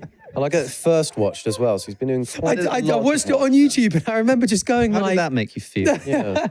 And I remember just being like, it was like a guy, and he went on a blind date with a girl, but he rocked up in a furry outfit. Right. And I think my emotivist reaction is, boo, you've rocked up in a dog suit as a man. And so if I were when I'm going right and wrong, what am I considering? My emotivist reaction, I would say that's wrong. But I don't want to sit there and go, that's wrong. Because even though I might go, oh, that makes me feel this kind of like boo thing, what do I care about? I care about whether this girl is going to have a good time on the date with this guy and whether he does as well. Because emotions are complicated. Like if you said to me, like, I just broke up with my girlfriend and you're like, I'm really upset about it. And I go, yeah, but like, you got to think about the fact that she did make you kind of miserable. And you go like, actually, yeah, no, I know. I'm feeling pretty good about that now. Like you would just change your emotions. Because like facts about the world can just inform your emotional state. And that's even then, I think knowing that the guy was having a good time and the woman that he was with was having a good time doesn't change that kind of. It's almost like the same as the reflex with the incest. There's as much you can go, oh, don't worry, there's no genetic issues with their kids or anything like that, no power imbalance. It's still like, oh, as much as you tell me these things, I can't change it. I'm kind of internally, emotionally going boo. But being reminded that you were miserable in a relationship doesn't do away with the fact that you're sad that it's ended and you miss it. But it just means that overall, you're willing to say, actually, no, I feel okay about this. In the same way with this relationship with the furry, you might still think, not mine, which is ongoing. You're not just going to go like. He's been very nice and he's not wearing his hat today. Yeah, you're not just going to go like. Got the tail in though. Instantly. In is crazy. As you were. I think it's... Is that why you keep shuffling around a bit? Yes, it's jumping me a bit. It's worth reflecting on the fact that emotions are complicated, as is demonstrated by the furry costume, be it where it may. I think that you essentially just have a complex series of emotions. You sort of go like, that's a bit weird, that's a bit, gosh, blah. And then you're like, oh, but actually, they're happy, it's fine. And then you sort of sit back and you go, well, no, overall, I think it's good. I think it's okay overall, you know? And that is just the process. That's the same thing we do with emotions all the time, where I'm like, oh, I'm really sad that I didn't go to that event tonight. Like, I'm really sad that I stayed home. But then I have been feeling pretty tired and stressed at work, and I'll get a good night's sleep. So overall, it feels like we're getting closer to each other though, because when you're sitting there going, oh, I'll have a better day at work and this kind of stuff, you're factoring in things that will make you flourish. But I'm not just typing into like a calculator. No, I'm you're weighing it up, aren't you? When you're talking about the girlfriend thing, you were going like, what am I weighing it against? She wasn't treating me very well. What am I weighing it against? Well, they're just the good and the bad. You're just going like, okay, well, no, because I'm not sat there going like, well, to go out tonight would have been more virtuous, but to stay in, I suppose it sort of exemplifies selfishness, which I read from Aristotle is a bad thing. You're not actually weighing it up against the good and the bad. You're just not good and bad virtues, but you're weighing it up against how you feel. Yeah, which is emotivism. But how you feel is suffering and flourishing of feelings as well. That's right. You kind of know what I mean? Where I feel like we're getting closer in terms of... Which is why a lot of like, as an emotivist, you might act in practice like a consequentialist, because for you might just be like, well, I just feel bad about suffering. But the more you think about it, if you go, actually, well, initially I went, oh, boo, but the more I think about it, it's all these, these good things. If that's the case, if we're coming closer together, what this means is that, suppose it were the case that we just discovered that universally everybody thought that suffering is which they do for themselves, but I'm talking for everyone. They're like, everybody just happens to agree that suffering is boo and pleasure is yay, right? You could just sort of act in practice as if it were objectively true that suffering was bad. It wouldn't make it objectively true. It would just mean it's like universally subjectively agreed upon. In the same way that if everybody agreed that the best color was blue, if everybody just agreed in fact that that was the best color in the world, then when we decided like to paint the walls red, you could kind of say that's the wrong decision. But it's not that blue is actually objectively the best color. It's just that that's how everyone sort of feels. Yeah. Right. So when I said earlier that if you actually identify the emotional core of like somebody's ethical position, more often than not, you'll find that people do actually agree. This is the kind of thing I'm talking about. All I'm trying to identify is what actually is the basis of it. And you could say, like you would say, that the basis of your ethical worldview is not something like whether abortion is right or wrong or gun laws or something. That's not like the foundation of your ethics. That's like the leaves. That's like the flowering leaves. Like what's the root? Well, it's based upon maximizing. It's based upon like consequential analysis. Okay, what's that based upon? Well, how much suffering and how much pleasure there is. Okay, and that's where you stop. I'm just saying, well, what's that based upon? Why is it that that's what you care about? And I think it's because it's how you feel. And I think you can almost have that with everything, because I think it's quite interesting. Sometimes when you watch a lot of people discuss this and you get kind of two atheists with different ways of figuring out what's right and wrong, you tend to see, for example, a Christian could say, oh, you guys are having all these issues. I can just turn around to you and go, I don't care about human suffering, now what? And you, I don't care about the emotions, now what? How you're going to persuade me? But I found I ran into the same issue even there, because you go, okay, well, God says this is bad. Why do I care? Yeah. And so there tends to be this kind of like argument about, oh, what would the consequence be for a society? And with all of them, if you just imagine someone who goes, why should I care about that? Even with the emotion thing, I guess you're not attaching the ought to it. Are you with the? I just think that it's just because if they just go, I don't care. I don't care about human suffering now, or exactly, I don't care about what God says, or I don't care about your emotion. But this is a problem that exists because I understand when people say that, they're like, well, what if I just don't care about your emotions? What if I don't care about your consequences? Yeah. What if I just don't care? And a lot of people, by the way, don't. If we were all actually consequentialists, you don't think we'd be giving all of our money to charity all of the time? Have you ever read Peter Singer on this?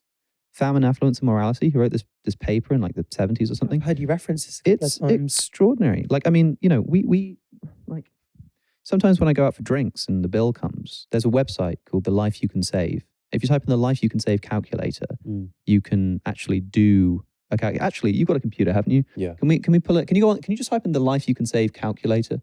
This is amazing. So say you go out for dinner, right? And maybe you're with a friend, maybe you're with a big group of people. Let's say, I don't know how much you usually spend on dinner. Say you spent £200 on dinner. Yeah, five. That's what I would prefer to spend. So type in something like 300 USD. And then choose charity, go to like evidence action. That's a good one. So you can type in the cost of your bill and you can see the exact impact. So you could have dewormed 600 children. Now, I am pretty sure that most dinners that we go for in our lives could have been a bit cheaper. You could have gone without the wine. You could have gone without a starter. And you probably could have dewormed dozens of children for that amount of money. Now, in your estimation as a consequentialist, which is more important? Your ability to enjoy a nice bottle of wine or children not having worms? Depends and if that's Malbec or not. And if you...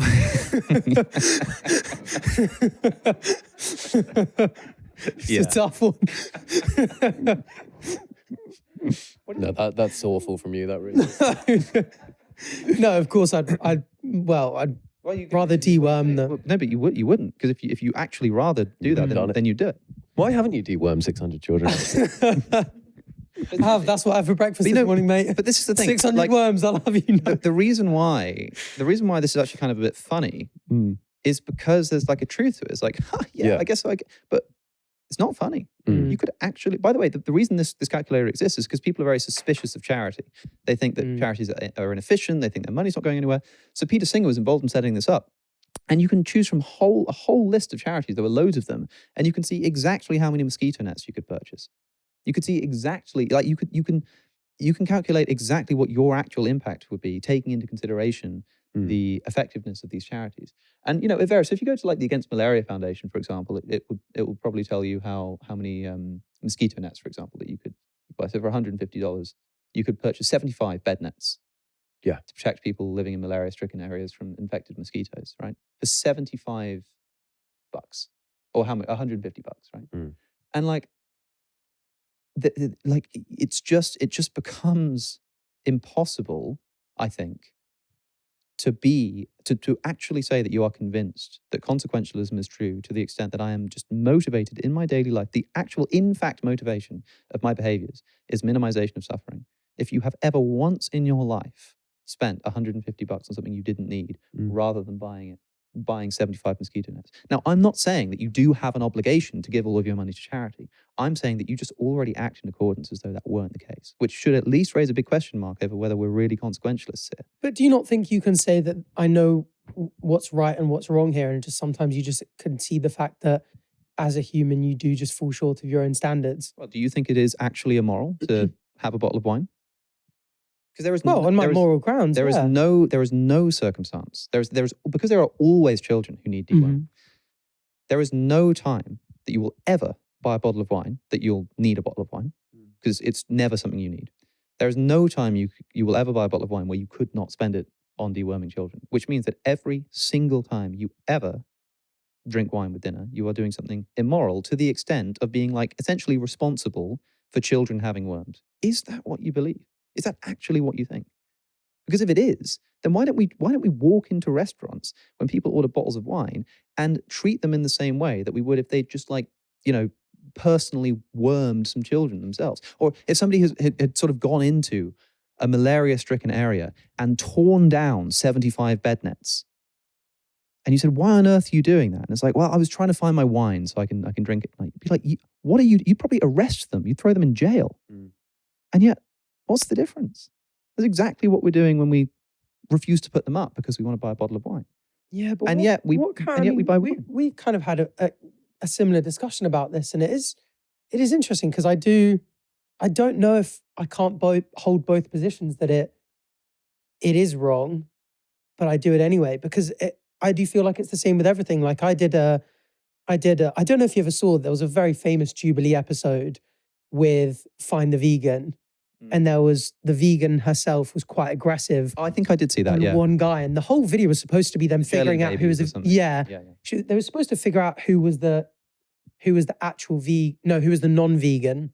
Oh, so the rest were vegans. But so they were all vegans apart from one, and they were all claiming to be vegan. But rather than trying to find out who's vegan, this one lady got really hung up on the fact that this guy wasn't a perfect vegan. Yeah. Right. So he had a vegan diet, but he would wear leather and, use soaps made of animal fats or whatever. Yeah. And she was obviously like very frustrated with it.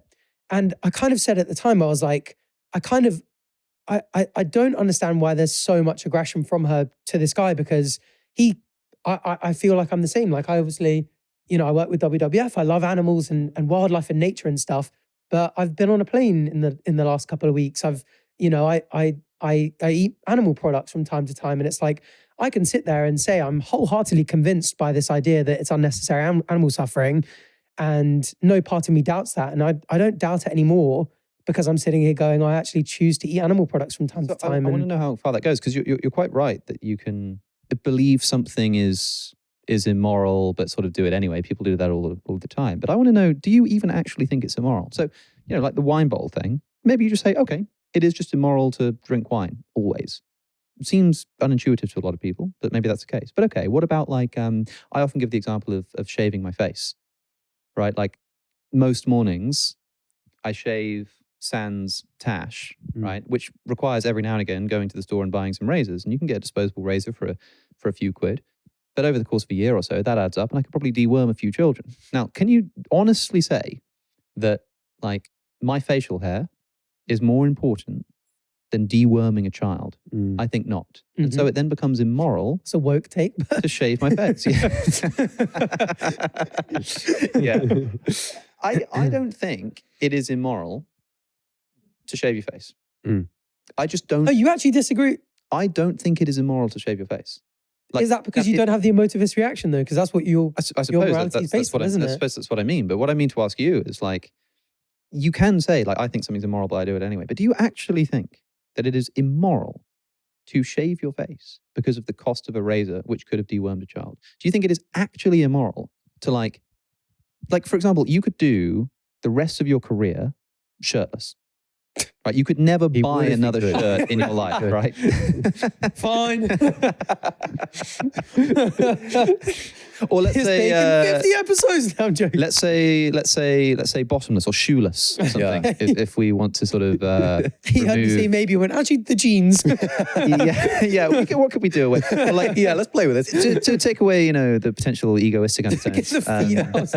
You'd save a lot of money that way, right? Like you never had to buy a shirt ever again, and maybe you'd be cold, so you might you might buy some sort of large coat which you could wear while you're outside, but you're going to like wear down your jumper more if you wear it right now. So you could just do the rest of your career, without a shirt on. Yeah. And the money that you save and not buying those clothes, you could use to deworm children. So does it become immoral to wear a t-shirt like during your podcasts?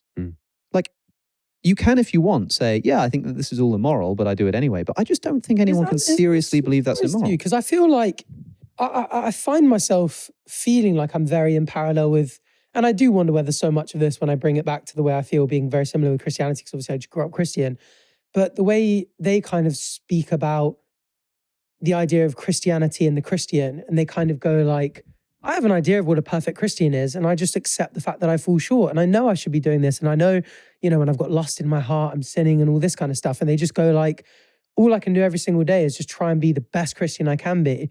And I kind of think the exact same with this. And I can go like, you know what, like, I'm, you can sit there and go, oh, well, there's no way. And obviously I feel like people do sometimes. Like, I know that if I go and do a bit of work with WWF and then eat a bit of meat, that there are going to be people going like, oh, you claim to have this standard and you fall short of it. And like, but it's more precise than that, because I mean, in fairness, like eating animal products versus working for an animal charity is quite a sort of a sharp contrast. But I mean to say, like, you could be like a Christian and say, well, I'm just constantly falling short of the glory of God. But do you really feel like you're falling short? Do you actually like? Are you now like when you shave your face in the morning, going to be going like, oh gosh, I'm such a moral failure. I'm so falling short of my standards just because you're like putting a shirt on and shaving your face? No, but I think it's because you have the same almost like reasonable test as a Christian has. That person, most of these Christians that say that kind of stuff aren't waking up and just going like, oh, I've lusted after someone, I'm the worst person ever. They just go like, But they do on a Sunday. They get into church and if they're Catholic, they beat their chests. My fault, my most grievous fault. And they apologize for their transgressions and they pray to God to forgive them. Are you like taking... But that makes them a better person. And I think that's the same with me when it comes to anything moral. And I'm sitting there going like, you know what?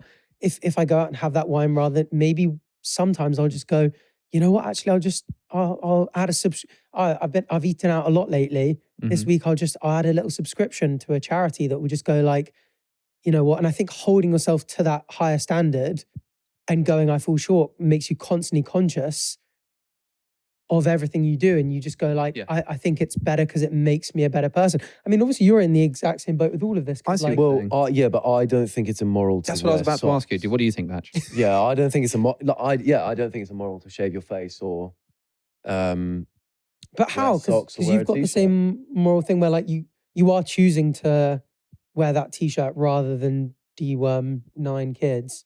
Yeah, I just don't think it's immoral. I don't know what label that gives me, but maybe we don't quite know why yet. That's how that is. It might be hard to justify. What I believe. The strength of the intuition is just so strong that it's not wrong to shave your face. That we'll have to work that out. But can you not? Sorry, you were going to say. No, I was just going to say. Could you then say, is it immoral to deworm children if with that money you could save children? Now we're really talking. Right? Because now you get into an even deeper problem. You're quite right, which is that. Because I was going to say this in response to your work with the WWF, wasn't it? Yeah.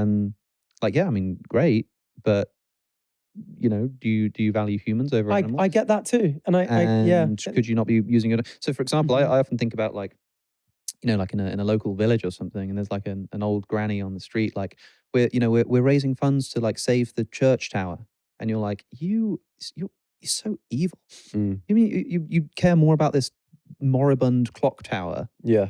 Then you care about children who are dying of malaria and starvation. You evil woman, go home and repent. You know, that's kind of the position that you put yourself in. Like, now you might think you don't have a right to go and judge people, but you would have to actually believe that she is acting immorally because she's out, you know, at the village fete raising money for the local. Like, she started a charity for local like blind kids to get like Braille novels in the local library, and she's trying to raise funds. And you have to say that is a deeply immoral use of your time.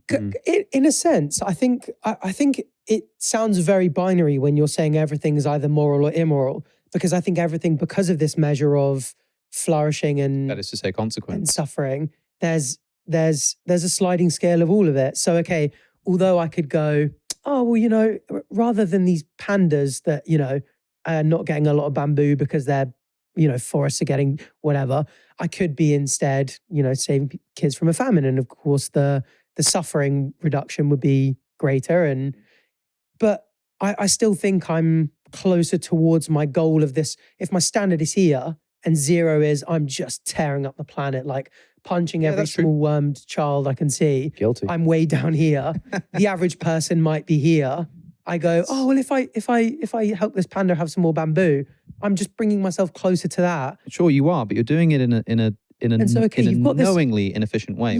Which makes it wrong. So, for example, I mean, your view is relatively binary in that you think that like maximize pleasure, minimize suffering. So, suppose that we just had this like goal that I wanted to like fill up. I wanted to just maximize the amount of water in this cup right now. Right? And my goal is just to fill up the glass of water. And I just inexplicably, knowing that was the goal, decided to pour half of the water into the cup and pour the rest into that flask or onto the floor or something. And you were like, that's clearly like not the most efficient way to achieve your goal. And I say, well, yeah, but I'm closer now to my goal of filling up the glass. I'm like, yeah, but if you'd have just done the thing that you know fills up the glass more, you'd be even closer, which means that now I think that actually knowing that, pouring the rest of the water on the floor was just the wrong thing to do. Yeah, but Batch and I would be sitting here going like, how easy would it have been for you to just pour that? Like, there's how easy would it have whereas you go, how easy would it be for you to just like me to not wear socks and not wear a t-shirt? I think the reason or to take the money from the village fete. For this example, I'm talking about the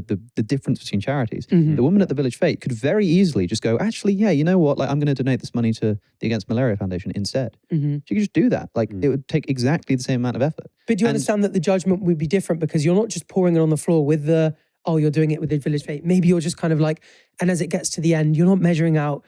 You ever played the game where you sort of like add a little bit of you're nowhere near the end.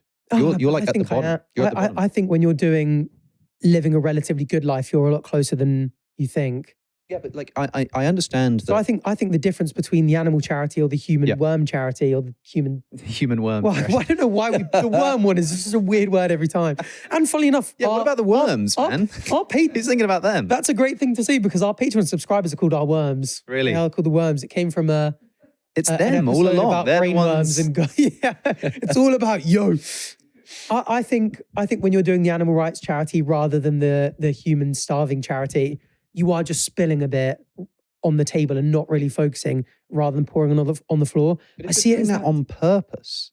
It's like, I understand if I'm trying to fill up a glass and I spill a bit, like, whoops, oh yeah, no one's perfect. But if I like intentionally, if I was your waiter and I was pouring out your wine and I intentionally spilt some on the table and you were like, why did you do that? And it's like, well, like I still filled up the glass, you're going to have a bit less now, but you're still, better off than you would be without the wine. I'd be like, yeah, no, I understand that. And it's fine. People spill things. But why would you like do that on purpose? Yeah. But what's the standard of a reasonable person in both situations? And a reasonable waiter fills a glass normally. A reasonable person doesn't go to those perfect extents. Exactly, which implies that the consequentialist view that the actual goal and the genuine motivation behind moral actions in human beings is just to maximize pleasure when they knowingly can is not in fact how people behave, because the reasonable person doesn't do that. But give me a button, say fill that glass up cleanly and the world will be rid of suffering and I'm focusing everything I have to doing it. Yeah, the button was on the screen a minute ago. It's the donate button. Yeah. You could click that right now if you wanted to, but you don't. But I do sometimes. Sometimes, yeah, but sure, like, so what? I sometimes don't kick babies on the street for fun, which is better than doing it all the time. Sometimes. Yeah, sometimes, because sometimes I do. But it's better than like doing it all the time, right? So I only sometimes do it, so it's fine. No, if you know something is wrong, if you know that something is just in fact like not the right thing to do, then you shouldn't do it. And yet you do. And yet you do. And you do so trivially and in such a way that I think that like I don't know your heart of hearts, but I find it very difficult to believe that you actually believe that it is immoral to like this set is horrendously immoral. Like I know some of these are gifts, right? But like any of this furniture, we could be sat on the floor right now. We could like all of these plants and stuff. Yeah, they look nice, but they are completely unnecessary and cost money that you could have used to deworm some children. Yeah. So do you think that's immoral? No, just pervades. That's what I mean. I think because you're turning it into a binary where if it's a scale of 0 to 100 and they don't even have to be integers, they can have decimal points, that something 99.5% along the scale, I would consider, I'd put the scale and I'd go a reasonable person at 50. And if someone's at 60, I think they're moral. But you're saying they're immoral because of their 40% negative. Why? Because I think, and it might be because I studied law at university where everything was measured against the reasonable man. And I think going above and beyond what is expected of you as just a general person, I think either side of that is the moral or immoral. Why? I think the average person kicks like 0.0001 baby. Why is that? Why is it like? Why is it like 60 is about okay, but 40 is a bit too like what? How do you figure out what the amount is? Yeah, I think just sort of looking at relative averages. Yeah, but how do you decide which of those averages, like how high that has to be for it to be like okay or permissible? Because presumably someone who's on like 5% is doing something pretty bad, and you'd have them. So where do you determine how sort of high the percentage has to be before you're like that's all right? Of course, it's subjective, but I look at relative people in my position. Like I'd go sort of how you feel about it. who's got my funds, who's had my upbringing, who's got my everything I've got, and I go, what would someone in my position generally do, and what do they do? And it's like I consider myself moral if I was closer to that perfect standard that I like to aim for, but immoral if I'm not. I think we just sort of go like, yeah, that feels about right. It's like if you're trying to figure out how much money to give to charity, you might be like, well, I don't want to give nothing, but it's my money and I'm already being, taxed by bloody Starmer. So, maybe like 10%. Yeah, 10% my income. That feels about right. No, it's a bit much. Maybe 8%. Yeah, that feels about right. You're just sort of like feeling it out, man. You're just vibing it out through the world and trying to figure out how to behave. And I think that like people just don't actually act in accordance with consequentialism. But I mean, you do too, right? Like, so you're sitting there as an emotivist going like, oh, 200 wormy children now because you've had that wine. Ugh. Yeah. So you don't like it either. No. Because I'm with you, Batch. I feel like that's okay. I think it's all right to shave my face and to buy a bottle of wine. But as in when you picture it, because you were saying earlier on, you can change your mind by changing your emotions, by thinking about the consequences. So when I go, that bottle of wine, 200 wormy children, you probably would go, oh, boo, those. Yeah, I mean, it tugs me further in that direction, but it's not enough to override it, because I think that, but that's the same with me. I'm getting tugged in that direction because I know they could be better, but not enough to override the fact that I go, oh, I'm going to shave my face or have the set or have the wine. I don't have to justify that, like, I don't feel strongly enough to behave, because it's just, I'm just saying that there is just how you feel. There's no should, there's no shouldn't. It's just how you feel. This is just how I feel. This is how Batch feels. We think it's okay to drink wine. And you would then say, well, that's what I'm doing. I'm just saying, like, I think it's okay to drink. No, but you're saying that there is an actual, like, measurable standard by which we can determine if something is right and wrong.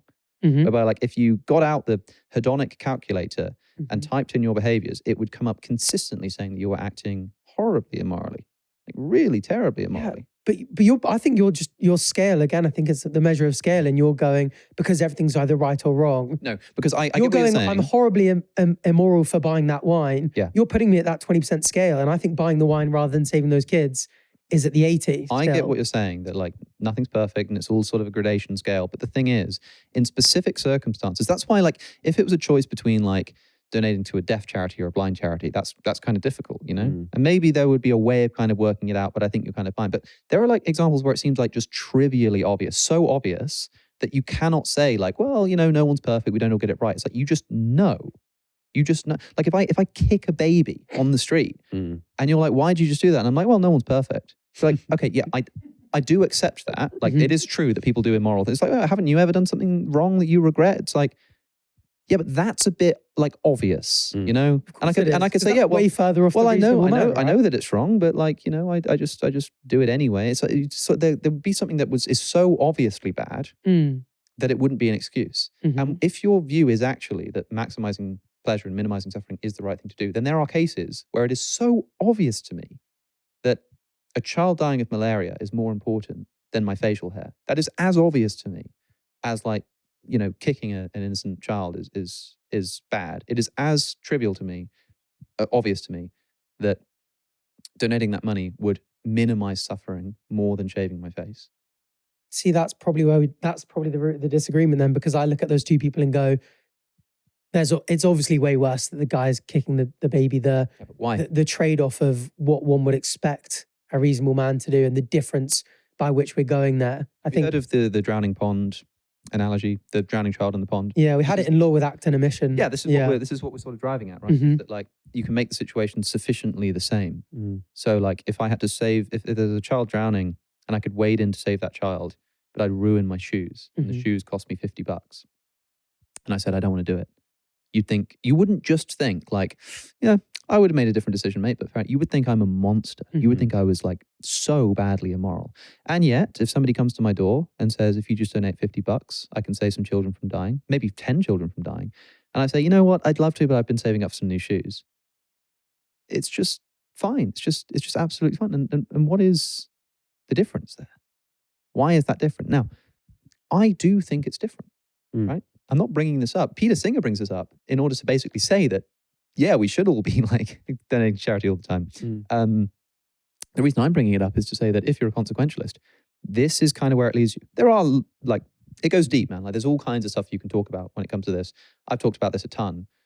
It doesn't, like, stop here, This is quite a sort of surface level analysis, but it's where this gets you, right? And you have to make a decision, like, do I think consequentialism is true, therefore I should, donate all my money to charity? Or do I think that I shouldn't donate all of my money to charity and therefore consequentialism is false? That's kind of the decision that people make. And which way you go, I think, is just about how it feels.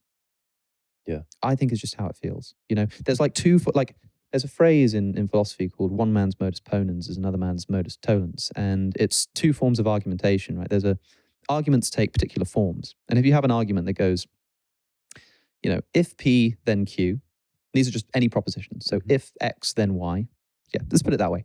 If X, then Y.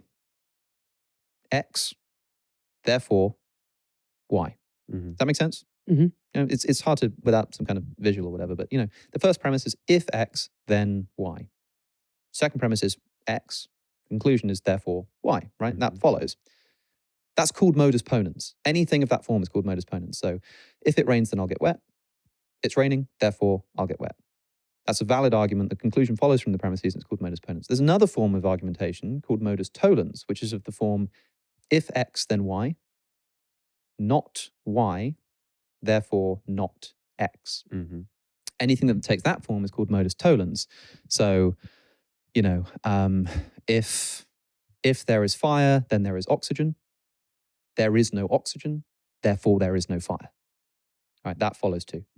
Now, the interesting thing about both of these forms is they both share the first premise. If X, then Y. Yeah. Modus ponens goes X, therefore Y. Modus tollens goes not Y, therefore not X. So here, we both agree with the premise. We could say, if consequentialism is true, then we should give all of our money to charity. Mm-hmm. And you've got a choice to make. You either go, and consequentialism is true, therefore we should give our money to charity. That's modus ponens. Or you say, if consequentialism is true, then giving all of our money to charity is the right thing to do. But giving all of our money to charity isn't the right thing to do, therefore consequentialism is not true. If X, then Y, not Y, therefore not X. That's modus tollens. Mm-hmm. And they say one man's modus ponens is another man's modus tollens. We both agree on with the premise. The way you say that's great. We can both agree that consequentialism leads to this circumstance. Yeah. And you say, well, but I'm a consequentialist, so I agree with the outcome. Mm-hmm. And you say, but I don't agree with the outcome, so I don't agree with consequentialism. Mm-hmm. And which of those you decide to do, I think it's sort of just how you feel. It's like which feels more natural to you, But I want to have the same outlook as you because I think it would make life easier. Because I don't know. Because when I'm sitting there, if I do get a glass of wine or something or a bottle of wine, I'm sitting there kind of going like, I know with my standard being there that, okay, like if I was an emotivist or in the position, I just go, I'm just getting a bottle of wine. Yeah. I kind of like having I actually could be doing more. Because then it constantly kind of every little thing in life, you kind of go, is there something I could actually be doing? And it kind of like, it pushes you closer to that standard. Do you know what I mean? Like, let's say both of us are naturally at the 70% in this goodness chart. Mm-hmm. If one of us has this kind of like, oh God, but when I bought that bottle of wine, that's against kind of like, if I really think about it, my moral system says I should have given that. You know what?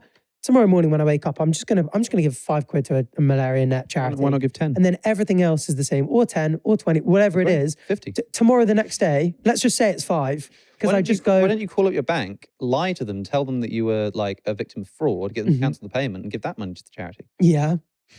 I could, but let's say it's just 5, and let's say I'm not even. Let's say I'm not even wiping out the bottle of wine, and I'm not even going like I'm not even trying to rectify it and get to 100. I'm just going. You know what? We were both at 70 last night. I know I should be at 100 because that's my standard. I'd rather just have in my head that I'm pushing myself to 71 and falling short by 29 because I go this way. I'm rather than falling short of 30. Do you know what I mean? How do you quantify these numbers though? Exactly. It's the exact same problem law runs into with the reasonable man. That's why we have long drawn out trials. There's no kind of like, the entire legal system, they can't write every possible scenario out and go, this is wrong, this is right, this is, they kind of go like, generally, murder is wrong. But you go, what happens if you punch someone lightly and they fall back and knock their head and then that kills them? Yeah. Or what happens if you you stab someone with a pen and they get a blood disease, but then they refuse the blood transfusion because they're a Jehovah's Witness? I'm sure you've come across a lot of these before, and it's like, the courts can only give you so much guidance. And every single time you've got to go to a judge to go like, you've got a rough framework. What are we doing here? Let's just do the best we can do. It's the exact same with this moral system. You kind of go like, look, in an ideal world, there'd be no suffering. Everyone's flourishing. Okay, I don't necessarily know whether, giving people guns or not guns is going to result in more. But, what's the best I can do? What's the best I can do with the information? And it's the exact same with science. You can go like, I don't really know what's going on here, but all the evidence is telling me this. What else am I supposed to do? What else am I actually even supposed to do? Yeah. That's how most people live. And I think, I just don't, that's why I just don't think that actual consequentialism is a livable philosophy. Because what you're essentially telling me is that, I'm a consequentialist, but I can't sort of live up to that. And you're telling me that you've got essentially an unlivable philosophy. And I know you said the same thing about Christianity, but the reason why Christians believe in Christ is because they cannot live up to the standard. That's why Jesus came and died, and now it's all fine. So they are actually just living how they should, which is trying their best, and Jesus sort of fills in the gap for them. right? As a consequentialist, you just have an unlivable philosophy. You will never be able to be a moral person. What you've essentially done is condemned every single person to always being immoral, and there's nothing they can do about it. That is just, again, because you're going everything under 100 is immoral. Yeah. And I don't think it is. I think the moral is somewhere in between. Let's say any intentional step towards 0 rather than towards 100, knowing that it is a step in that direction, is an immoral step. Yeah, again, I don't think I'd use that terminology. Yeah, maybe you should. I mean, it's sort of, again, it's like the chess game, right? If you've agreed on the rules of chess, you're the one who's come up with these rules. You have defined you know, what your moral system is. It's consequentialism, pleasure and suffering. You've defined the rules of chess. If I move so as to leave myself open to a checkmate, you can say that's the wrong move to make. That's just the wrong move to make. And any move I make, which like lowers the likelihood of my winning, which makes the chess computer, you know, knock me down a point or something, is just the wrong move to make. But I mean, let's say, for example, tonight I go home and play a chess board. I could spend the next 3 weeks, every single move, spending a day going like, because I know what I want to do. I want to beat this board. And so I could go, let me figure out everything and make sure every single time I make the perfect move.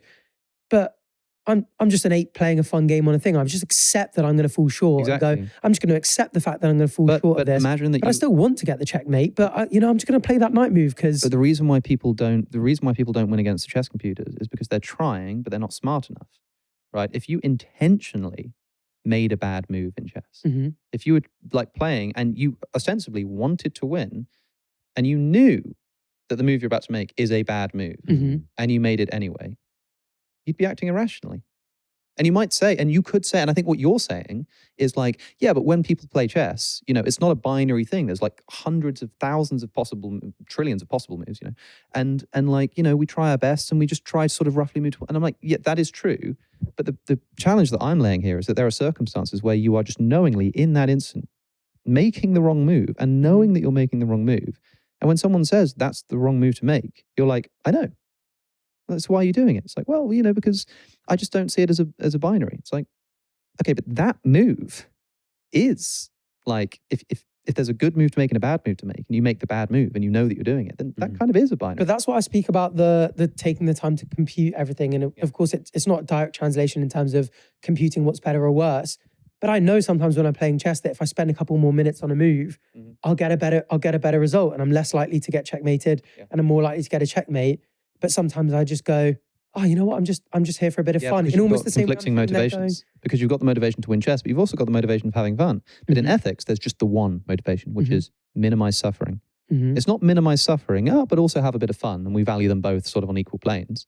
Like you probably do with chess, and I would with chess. Yeah, I want to win the game of chess, but I also want to have fun. I don't know if that's necessarily true either, because I do think, although I can say I want to minimize suffering and promote flourishing as much as I want, I still know that all of those things are in conflict with my just enjoyment of life in the exact same way as the chess.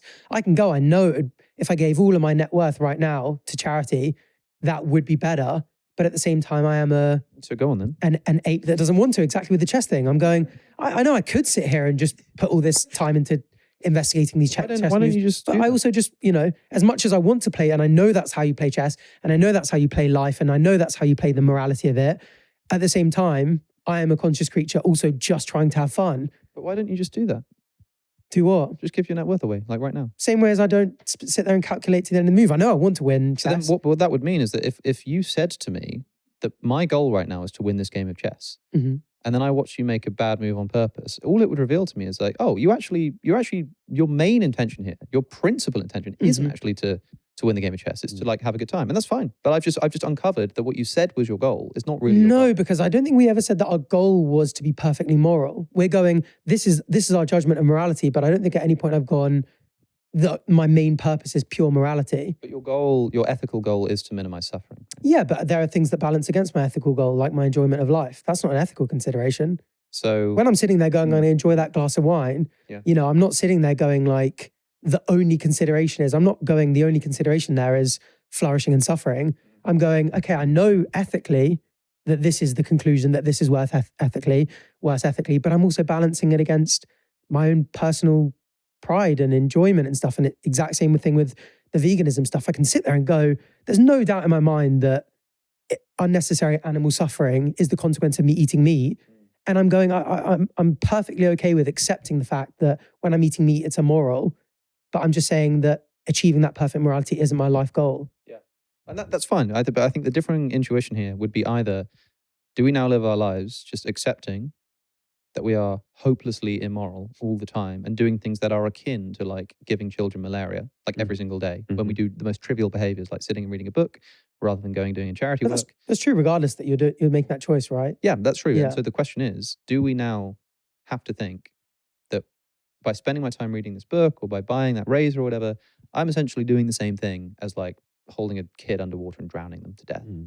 Or do I say, actually, that's not what I'm doing, and consequentialism is false? You are choosing Those the are kind wine of over the worm, kids, regardless of our viewpoints. You, right? you Like, are. we're you all are. doing The it. question is, the question is, when you do that, Mhm. are you doing something that is definitely actually immoral all the time, or are you just doing something that is actually forgivable and not immoral, and therefore consequentialism, or at least this kind of consequentialism? And we all think it's It's forgivable, false. right?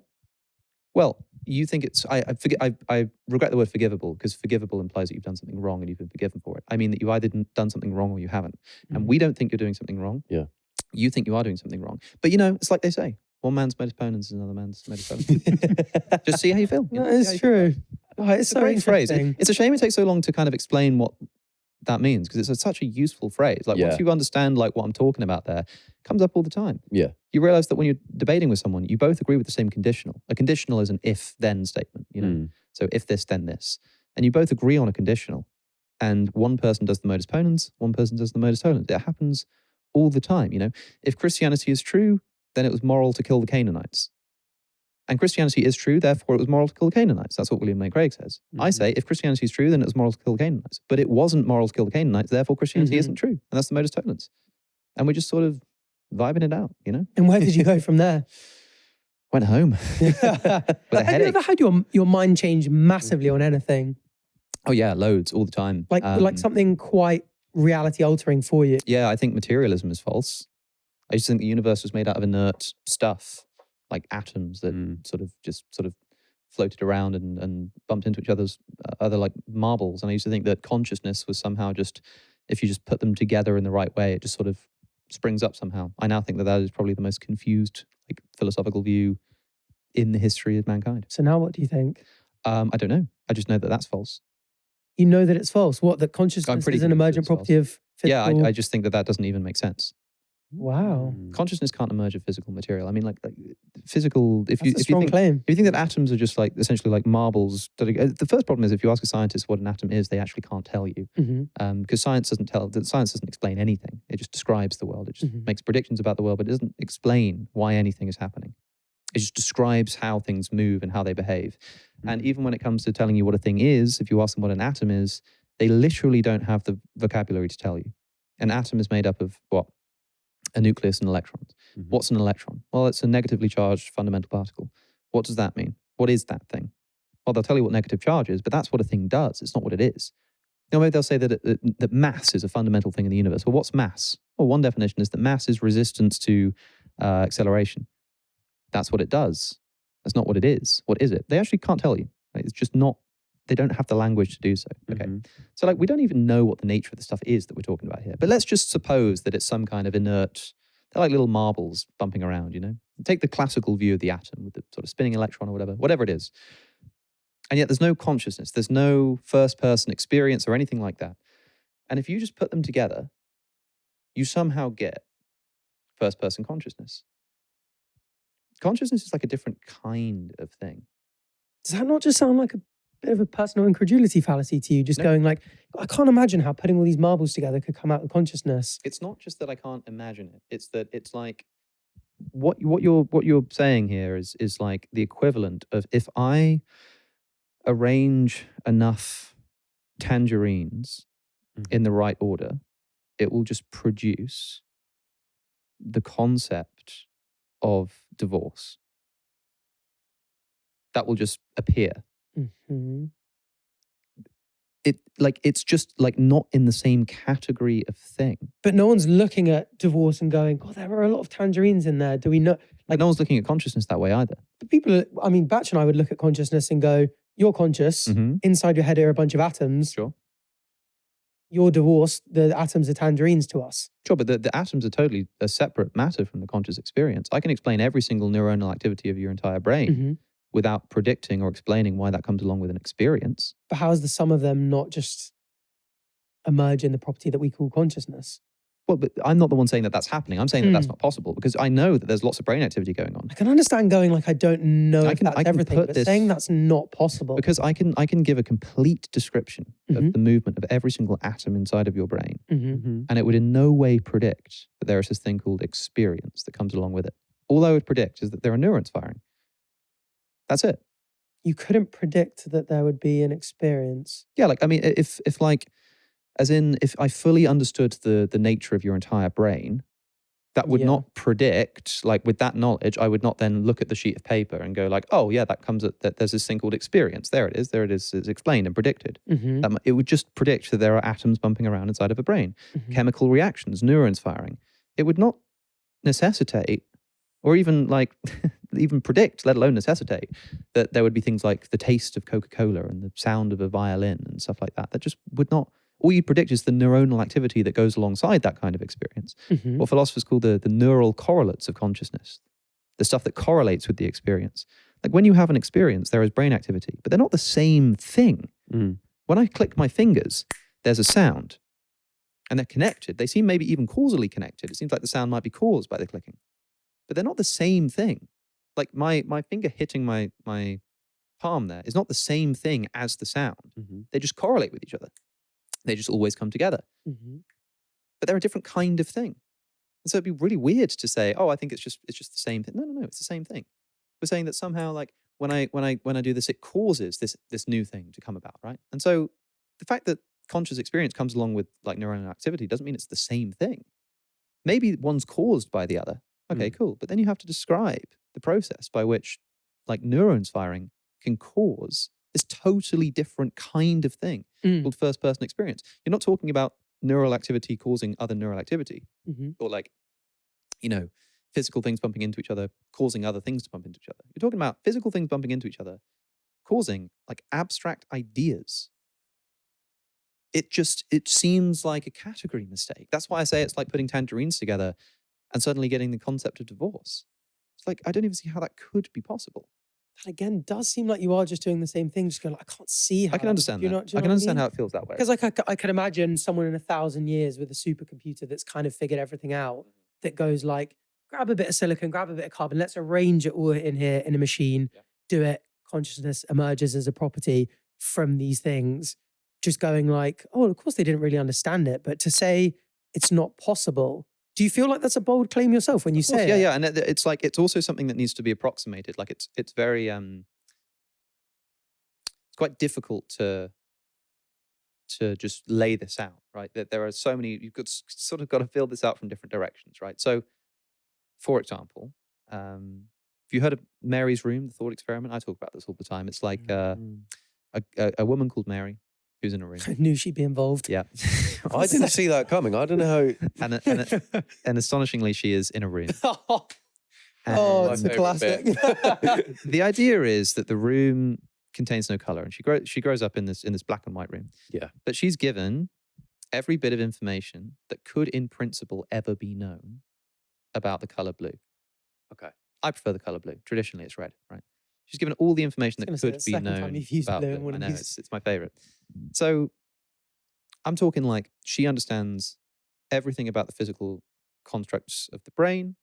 She understands the cultural connotations of blue. She knows about blues music. She knows how the eye works. She's got mastery of biology. And not just where we're at now, not just like the best person in the world right now. Everything that could ever, in principle, be written down on a piece of paper, explained, understood about the color blue.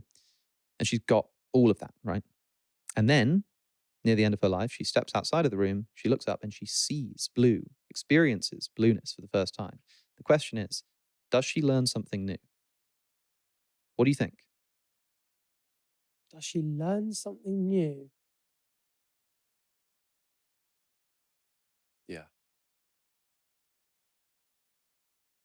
What do you think? I feel like doing a bit of a Jordan Peterson with the something new.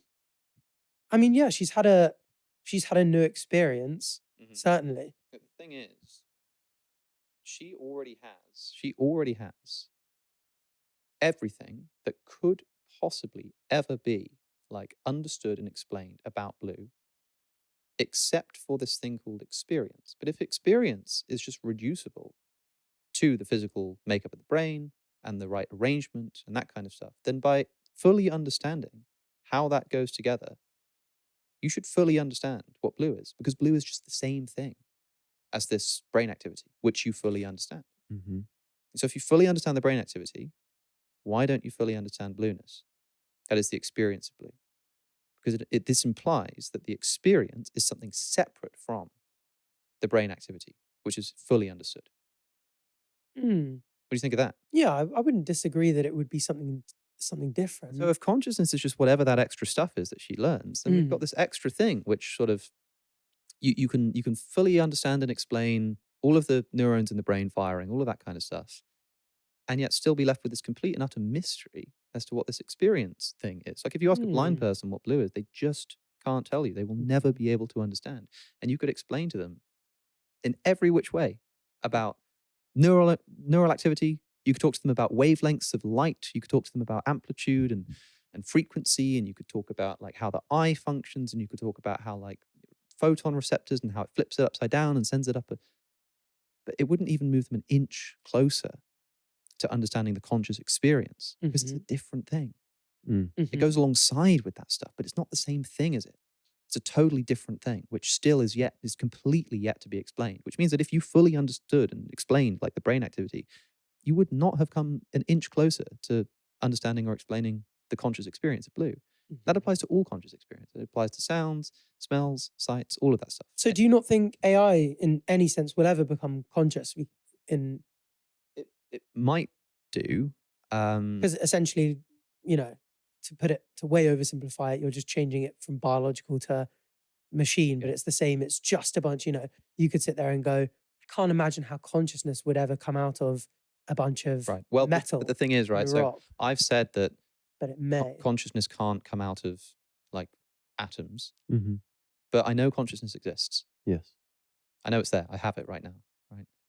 So I'm not dodging your question. I have to come back around to it because I now have to answer, well, hold on. If I don't think that consciousness can come out of inert like atoms, but consciousness does exist, then what's going on? And there are a few options here. Some people are what are known as dualists. They think that there's a material world and there's like a consciousness, and they're two different types of substance which somehow interact with each other. I think that's silly for a number of reasons. But one other option is to say, actually, no, consciousness is just more foundational and ubiquitous in the universe than we thought. And that actually, if you sort of dig down into the sort of nature of fundamental reality, you'll find sort of proto-consciousness down there. And that way, there's no mystery as to where consciousness comes from, because it's there from the beginning. You don't have to explain at what point consciousness like switches on or emerges. It's just there from the start. And so lots of people take this view.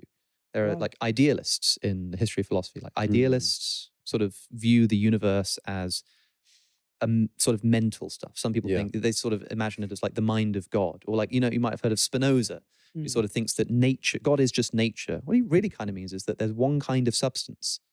There's not mind and then matter. There's just mind, and everything sort of exists in mind. Berkeley is another famous idealist. Some people take a more sort of scientific approach to this, and they prefer the atomistic view of the modern scientist. And these people could be called panpsychists, who believe that if you break the universe down into its fundamental constituents, remember I told you earlier that a scientist can't tell you what an atom is. They can only tell you what it does.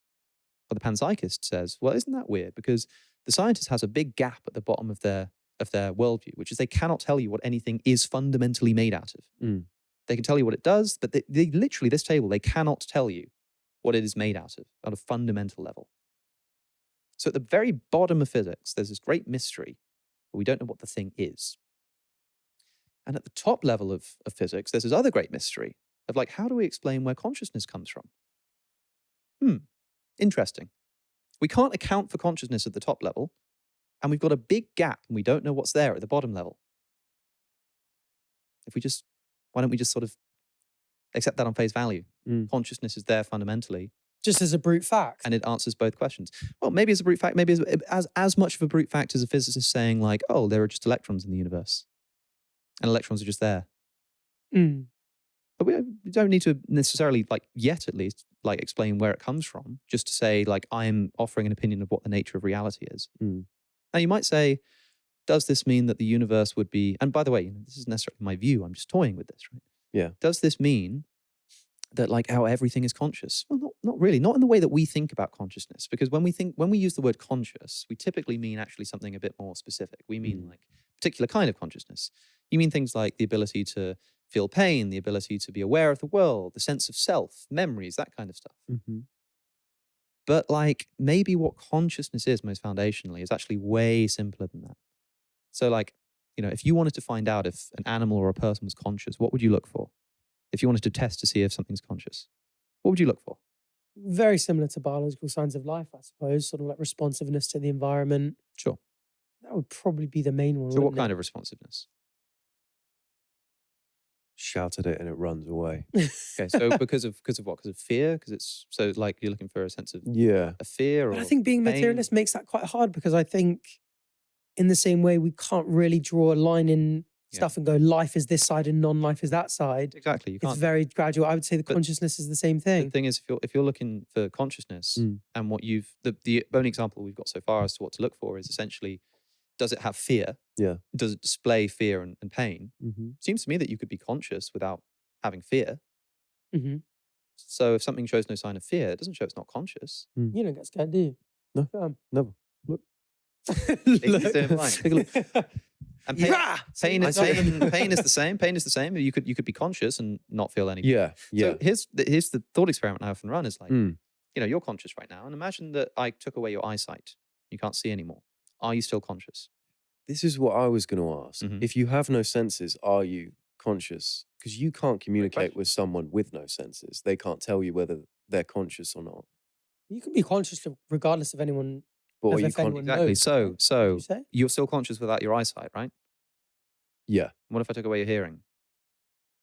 Still conscious? Conscious. What if I took away your memory?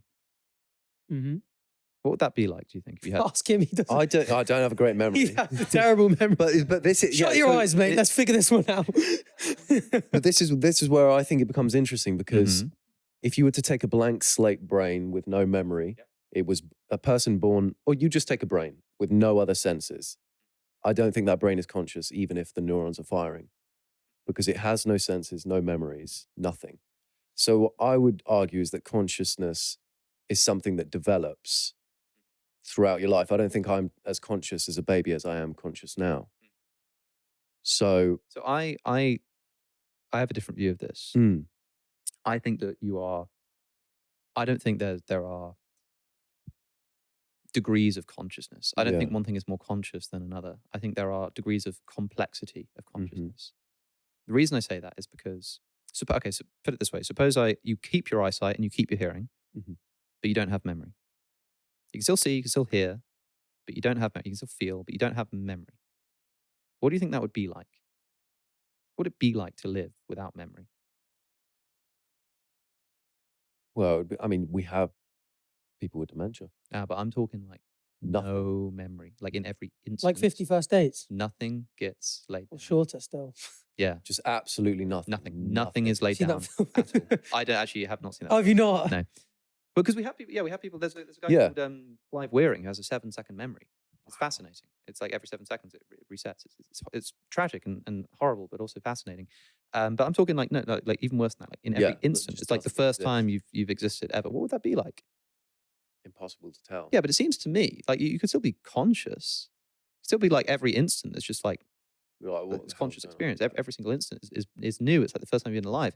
But you wouldn't know these are your hands. You wouldn't know where you were. You wouldn't have any time to compute anything. But you'd still have this thing called consciousness. And instantly, just by thinking about what it'd be like to have no memory, the thing we're left with, I think you'd still be conscious. But the kind of experience you'd be having would be so rudimentary, so simple, so plain, that it becomes a lot, even just instantly, it becomes at least a lot easier to imagine that this is a kind of quality which could be foundational and ubiquitous. Because consciousness itself, when stripped of some of its complex features, like memory, actually stripped back to what consciousness itself actually is, could be something really, really simple. Really, really simple. And it's only when consciousness is complexly arranged that you get the kinds of things which we associate with consciousness, like memory, like sense of self, like, personal identity, like emotions, like sentience, ability to feel pain, that kind of stuff. Those aren't what consciousness is. They're just what consciousness can do when it's complexly arranged in something like a brain. So the thing that makes the brain special is not that it produces consciousness, but that it's the most complex arrangement of consciousness in the universe, which is why it has all the complex stuff that we love and enjoy. And then you look at an animal with a less developed brain, look at a rodent, and it's still conscious, but it's just got a bit less of the kind of stuff we can do. It can't do reason. It doesn't have a sense of self in the same way. Some animals can't recognize themselves in a mirror. I don't think they're less. True. God bless him. God bless him. True. Yeah. Sometimes I wish I didn't recognize myself in a mirror. So, I don't think, but this is why I say when people say, the deepest thing you've said. when people say like rodents are less conscious, I don't think they're less conscious. I think they just they have a less complex arrangement of consciousness. And what I mean by that is that suppose I compared just like a rock in my hand and then the Empire State Building, right? And I showed somebody these two objects and they said, these are totally different kinds of things. I mean, the Empire State Building has all of these special things that it can do. It's got elevators and light switches and cash points and shops and all kinds of stuff, right? And I said to that person, I think it's made out of the same stuff as this rock. They say, you've lost your mind. What are you talking about? Look at the rock. It has none of those things. That's absolutely crazy. And I'm like, yeah, but the thing is, I think the Empire State Building is actually made out of something really simple. That is just, matter, atoms. It's just that when you arrange them in a really complex fashion, you get these special things. You get these, light switches and elevators and stuff. But like, which has more materiality? Which is more like made of material? The Empire State Building or a rock? It's a bit of a stupid question. They're both as material as each other. It's just that the Empire State Building just sort of has more of it complexly arranged. Yeah, but I think it's not like it's more material. Is that not where the emergent property comes from? Because you wouldn't say there's a very simple fundamental essence of shop in that rock. You only get the shop as an emergent property of lots of them being arranged and interacting in a certain way. That's true, but of course, like to have the concept of a shop requires that consciousness exists. So like you would need to already have conscious agents considering it to be a shop for it to be a shop, right? But we can get there in a minute. But like take something like automatic doors. You can fully explain what an automatic door is just with reference to like its atomic constituents and like the interaction of matter and like light waves, essentially electromagnetic waves like coming out of a sensor. You can just fully explain in the terminology of like atoms, material, waves. You can explain how these doors function, right? Yeah.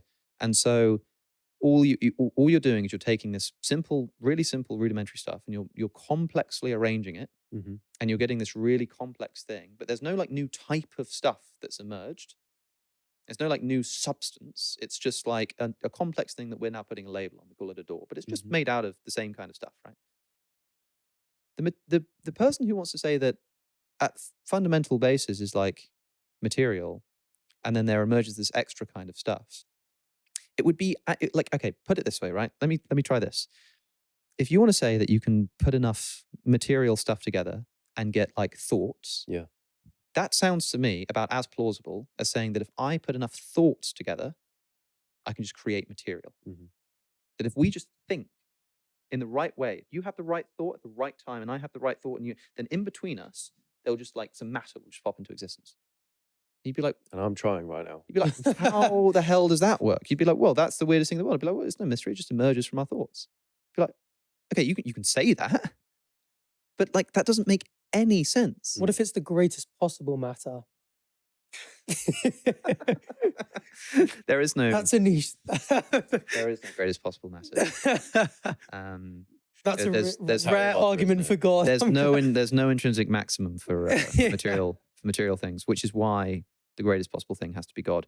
But I hate the thing is, seriously though, like when I say like the rock and the Empire State Building are made of the same stuff, that could like amaze somebody who didn't understand anything about physics. Because they'd be like, I don't understand how this ridiculously complex thing is made out of the same stuff as the rock. That doesn't make any sense to me. It must be that the rock is made out of a different kind of thing. That the Empire State Building just has this different kind of thing that somehow just like magically just emerges when we put this simple stuff together. Whereas the physicalist just says, no, like automatic doors and bricks and windows, they're literally just arrangements of atoms. That's all it is. It's just that when you put them really complexly, it becomes much more interesting. And I'm saying, if consciousness, and we've already got a big step there by just imagining there being no memory, and we recognize that consciousness in itself, not some of the things consciousness does, like pain and memory and all that, just consciousness itself, just pure awareness, timeless, straightforward awareness, could be so simple that, the universe is essentially made out of it, or at least it's a ubiquitous feature of fundamental reality. And the reason why people are like, hold on, why is there a difference between, a table and like a brain? The brain is doing all this stuff that the table isn't doing. Because the table is like the rock and the brain is like the Empire State Building. They're both made out of the same kind of stuff. Yeah. It's just that the stuff that when I said, what would you look for in a conscious being? You're not describing what you'd look for consciousness itself. You're looking for some of the complex arrangements of consciousness. You're looking, well, does it react to pain?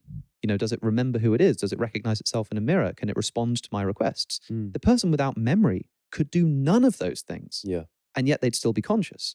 So you're actually looking for complex arrangements of consciousness. So why is my brain so different from, is the cup conscious? Well, no, because when people say conscious, I think what they really mean is the complex stuff associated with conscious. And then the answer is no, the cup isn't worrying about its tax bill this month.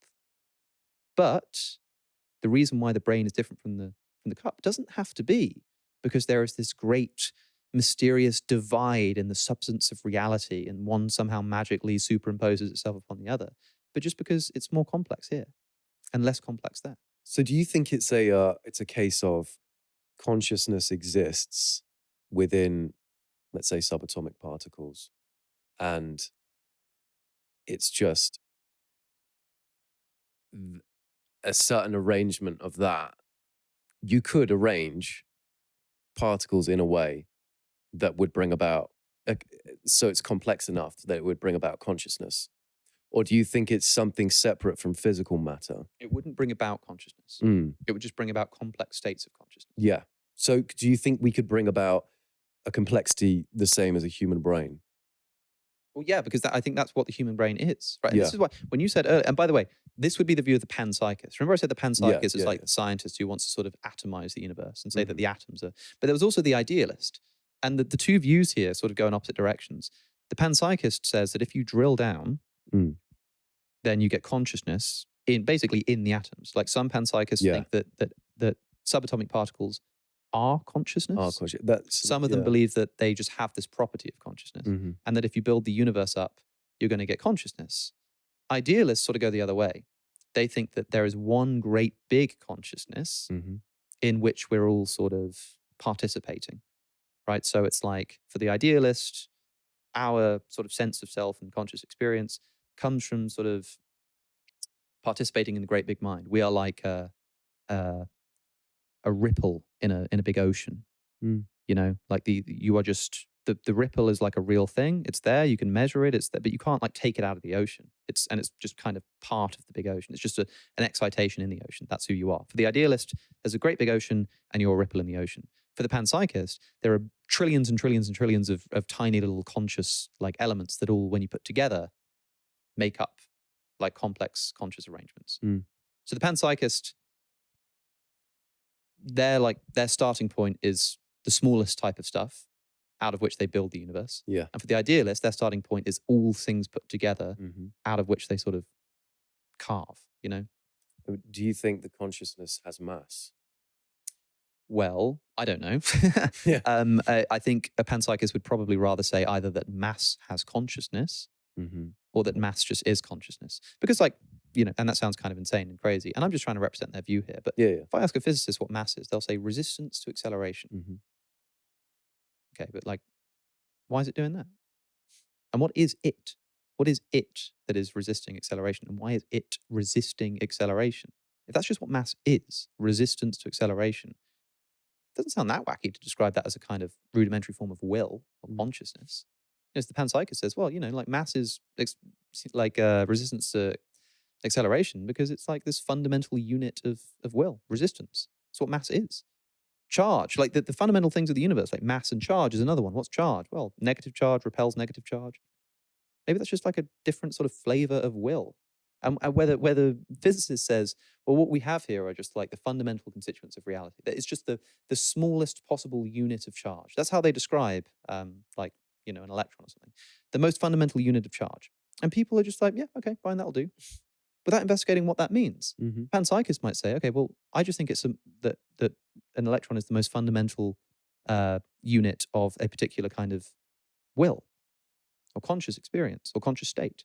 And that mass is another most fundamental form of like mental state. And if you just start putting these together and building them up in conscious ways, it's like pointillism, the paint style, where you do it with little dots. You put tiny little dots all over a canvas. And if you slightly change the color and mix them together in different ways, it builds up this beautiful, complex picture. That's how the panpsychists views the world.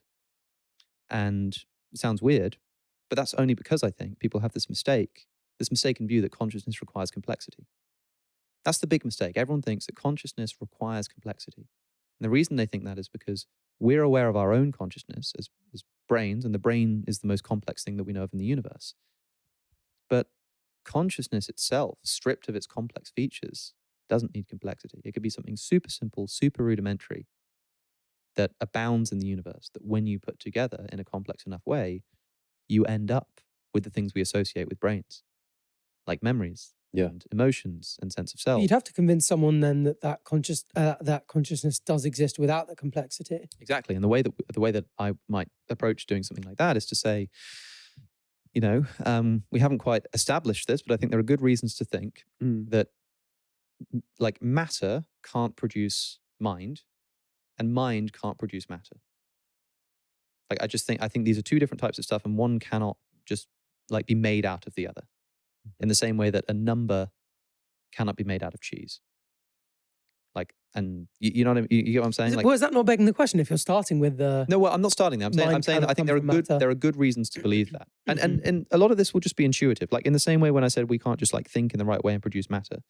Like if I just like put my thoughts together in the right way and suddenly produce matter, that just seems impossible. Now, I can't prove that that's the case. I just don't think it's true. I don't think you can do that. And I don't think that you can get mind from matter for various reasons, including, for example, Mary's room. I think that you could have a full understanding of the brain and still be left with this open question of what experience is, which says to me that experience is not, at least not the same thing as complex arrangements of matter. Because then if I understood the complex arrangements of matter, like Mary, I'd understand what blueness is. That means that a blind person could, in theory, know what it's like to see blue because they just need to understand enough about the brain. I don't think that's true. I don't think one can come from the other. So if mind and mental experiences cannot emerge from simple matter, and yet I know that consciousness exists, then I must, like the universe is made out of something. Yes. I know that consciousness exists, and I know that consciousness can't come out of matter. It seems to follow from those premises that the universe is made out of consciousness.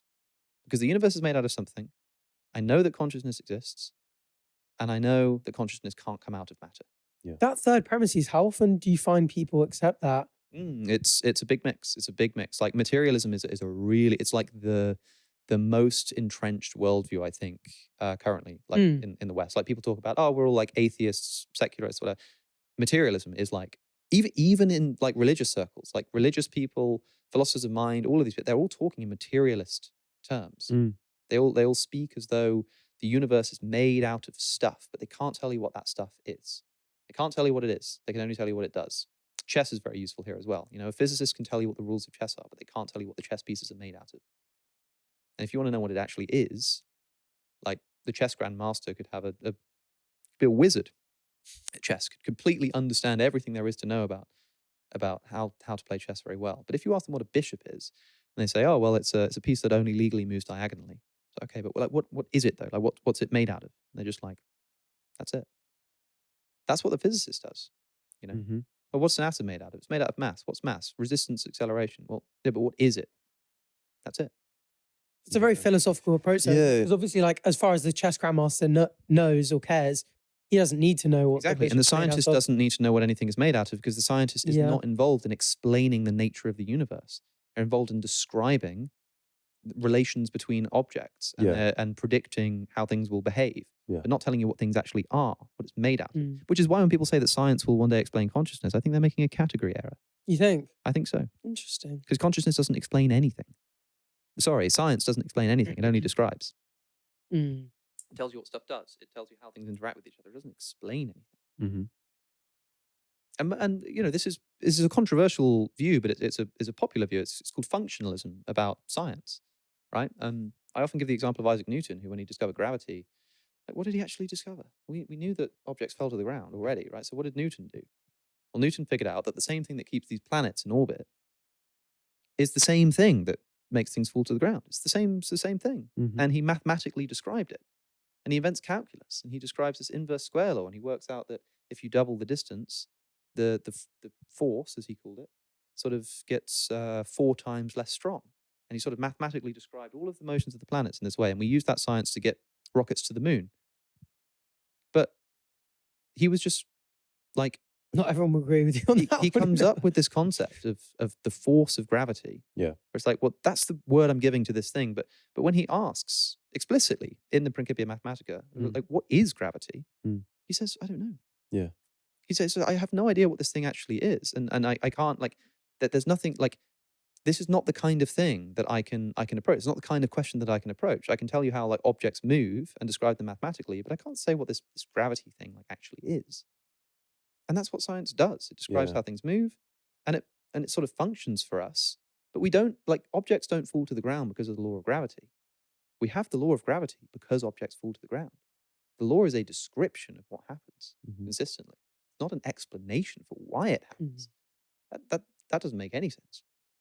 Any more than, the laws of literacy can explain the existence of a sonnet. No. The laws of literacy just describe the rules by which the sonnet sort of works, the rules that the sonnet follows. Iambic pentameter and rhyming schemes just describes the laws that it consistently follows. It doesn't explain why the sonnet exists, And so I sometimes give the example of somebody coming across a book of Shakespearean sonnets and saying, I want to understand where this comes from, and saying, like, well, we don't know, but let's investigate it. And they start discovering things. They discover iambic pentameter, and they discover punctuation and capital letters, and they're discovering all these laws of literacy. And then somebody comes along and says, where do you think the book came from? What do you think explains its existence? And the scientist, in this case, goes like, well, we don't know the answer to that question yet, but look at all the progress we're making with these laws of literacy. Surely one day we'll get there. No, you won't. And the scientist is doing the same thing. When you say, well, where did the universe come from? They're like, well, we don't know yet, but look at all the progress we're making in describing the motions of objects. We've got theories of gravity and theories of quantum mechanics and all this kind of stuff. It's like, yeah, but you're doing the same thing as just describing the contents of a book. You're not actually explaining why it's there, or even what it's for, or like why the laws are that way, or what stuff is made out of. I mean, think about that for a second. The scientists cannot tell you what the universe is made out of. They can only tell you that it's made out of something like, atoms. And then if you ask them what an atom is, some of them will say, oh, it's a cloud of probability. An electron is kind of a cloud of probability. Copenhagen interpretation of quantum mechanics. Okay, but like, what is that? What is that thing? What is the nature of the thing you're describing? Or it's a negatively charged particle. What does that mean? What is mass? I think it's quite profound that scientists cannot tell you what anything is made out of. And I think it's suspicious, let's say, that there is this ontological gap at the foundation of reality. There is this huge gap that we don't know what stuff is in its essence. And that's at the bottom of science. And at the very top of science, what is the sort of the biggest question that science wants to answer? It's like, how do we account for consciousness? So you've got this gap in, like, what's there at the bottom, and you've got this problem of not being able to explain where a thing comes from at the top. Like, hello? Could be, but does that not just leave you agnostic in the same way that you're sitting there going, God, we can go all the way back to the first fractions of a second of the Big Bang, but we can't get there. You've got this gap for this cause, and someone goes, hello, that's God, believe it. And you go, well, it could be consciousness down there, but... I don't think it's not just that we've got this gap. Yeah, you've got the thing at the top. It's just, that's why I say it seems suspicious to me that they both, that it's the same substance, that is conscious first-person experience. Yeah. That like sort of crops up in both of those areas. But you could say, well, actually, no, the consciousness doesn't crop up at the bottom of physics. But I think it is. I don't know. It's like trying to think of an analogy, but maybe it wouldn't even be that helpful. But yes, I should say I am agnostic about this, which is why you said, have I changed my mind about anything? I'm like, well, I think materialism is false. And then I can't remember exactly what you said. You was probably asked something to the extent of, does that mean that consciousness is everywhere or something? And I'm like, I don't know. All I know is that the materialist depiction of the universe, that all that exists are just sort of atoms bumping into each other, is not just wrong, but I think it's confused. Because as I said, when I realized that the physicists can't tell you what an atom is made out of, and then I hear people say, well, I think the universe is just made out of matter. What is that? Are you materialist? Yeah. So what do you think? What do you think the universe is made out of? And I'm not trying to catch you out, but I think if you follow this question, you'll catch yourself out. What does that mean? What is the thing you think the universe is made out of? Yeah, because I think you get what I'm driving at with that. But remember earlier when you said that we're maybe just describing the same thing, that we're kind of actually coming close to each other. I think the same thing is true here. I agree. What does the materialist say? The materialist says there's only one kind of thing in the universe. And whatever this conscious experience stuff is, really, that's just the same thing as fundamental atoms, right? That's what the materialist says. The materialist says that the experiences that we're having, the color blue, the taste of Coca-Cola, all of that kind of stuff, is really just the same thing as atoms bumping around. What do you mean by the same thing? Because I would concede obviously that they are different, but I would say that there's nothing more to it than that is just an emergent property of the arrangement of those atoms in that time and space. Do you understand? Well, yeah, I do understand that. But okay, so if somebody says that, what I mean to say is that the panpsychist, I guess, in this case, would say the same thing. They would say, yeah, there's just one kind of stuff, and the experience that we have is the same thing as fundamental sort of atoms bumping around. It's just they sort of intuit it in the other direction. But you have this concept of emergence, and I don't think emergence exists in any context. So I mean, with the shop, for example, that that's just a bunch of limestone and brick and concrete, and you can measure it as much as you want. But when it's all in that thing, it has these functions, and you call all of that together a shop. And okay, you can take the till out, it's still a shop. You can take the doors away, it's still a shop. Why is it still a shop? Getting less of a shop in the same way that you go, oh, take away his hearing, take away his memory. You're going okay, that's less of a shop in the way that his conscious. If he's got no memory and no senses, he's less conscious in a sense. The mushroom growing on that door is less conscious than I am. Yeah. But it's still more so than a rock. In the same way that shop without the windows and without the door and without the till, it's still a shop. There are still T-shirts up there with prices on it. So what makes it a shop? I think all of those things together, they emerge as, so all of those things, that is just the label we call it. And that the label we call it, what does that mean? So that property that emerges, that's just what we're calling it. We're calling it a shop. Right. So pause and really think about this for a second, right? So if there were no one there to call it a shop, would it be a shop? Or would it just be a bunch of sort of bricks? Yeah, it would still be a shop, regardless of anyone's there or not. If no one called it a shop? Yeah, I would say so. If it just sort of spontaneously, if That would be something else. Whatever people called it, that's what it is. I mean, I don't know. I mean, if somebody sort of took a shop and didn't change any of the design, but turned it into a TV set, and suddenly it's no longer a shop, it's a TV set. Because people are treating it differently. There were no people there to give it a function. It would just be a few doors, a till, a sign with words on it.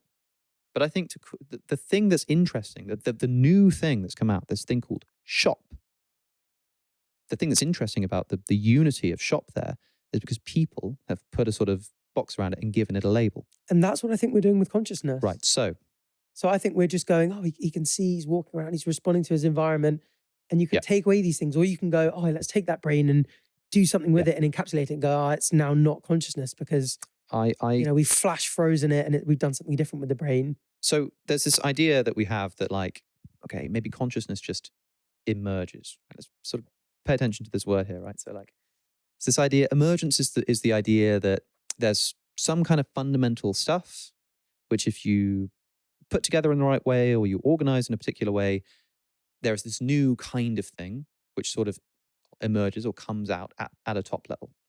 So a shop might be a good example of this. What you have at the fundamental level are bricks and doors and chairs and a till and stuff. And then out of this, there is this thing called a shop. Now, the reason this is interesting is because people say, well, consciousness is just like that. The reason they're bringing this up is to say, well, consciousness is just like all of these other instances in which there's emergence. What I want to try to get across is that all of those other instances of emergence that you could think of already presuppose the existence of consciousness. They already require consciousness to exist. So the shop, for example, we just kind of agreed, and maybe you might want to cash this out differently, but that, yeah, like without any people there, the stuff that makes up the shop would still be there. You know, the door would be there, the till would be there, blah, blah, blah. But this concept, the unified sort of nature of a shop as like a functional, like commercial property would not exist unless people think that it's a shop, right? Which means that if you want to say, well, consciousness just emerges a bit like a shop, the shop exists in consciousness. You get what I'm saying? Yeah. Okay, so let's look at other instances of emergence that people bring up. For example, temperature is a really popular one, right? So what is temperature? You know a little bit about physics, right? You know a lot about physics. You probably know that temperature is essentially just the sort of average vibration of atoms, right? It's like excitation of atoms. So an individual atom is not hot or cold, but when you put them all together, you get this emergent property of temperature. Like objects can be hot and cold even though atoms are not. But are we sure about that? Because what is hot and cold? It's a kind of phenomena. It's a kind of experience. You feel the temperature with your hand. It feels hot. It feels cold. If you didn't have the conscious experience of feeling it, then what has emerged? Nothing. Because temperature at the atomic level is just the vibration of atoms. And if there were nothing to sort of feel the object, what would you have? You'd have an object which just has a high average sort of atomic vibration, right? Yeah, I think that's the rose toy actually. That vibration. So. That's what you have. Put that away. Hello. Maybe the vibrating table, I knew that was. the vibrating what now? Fairy tale. I think and maybe some people kind of get this. And I mean, as in some people are kind of on my wavelength here and some people aren't. But if all you mean by temperature is just vibration of atoms, then yeah, like, I mean, an object can be hot, like a coffee could be hot.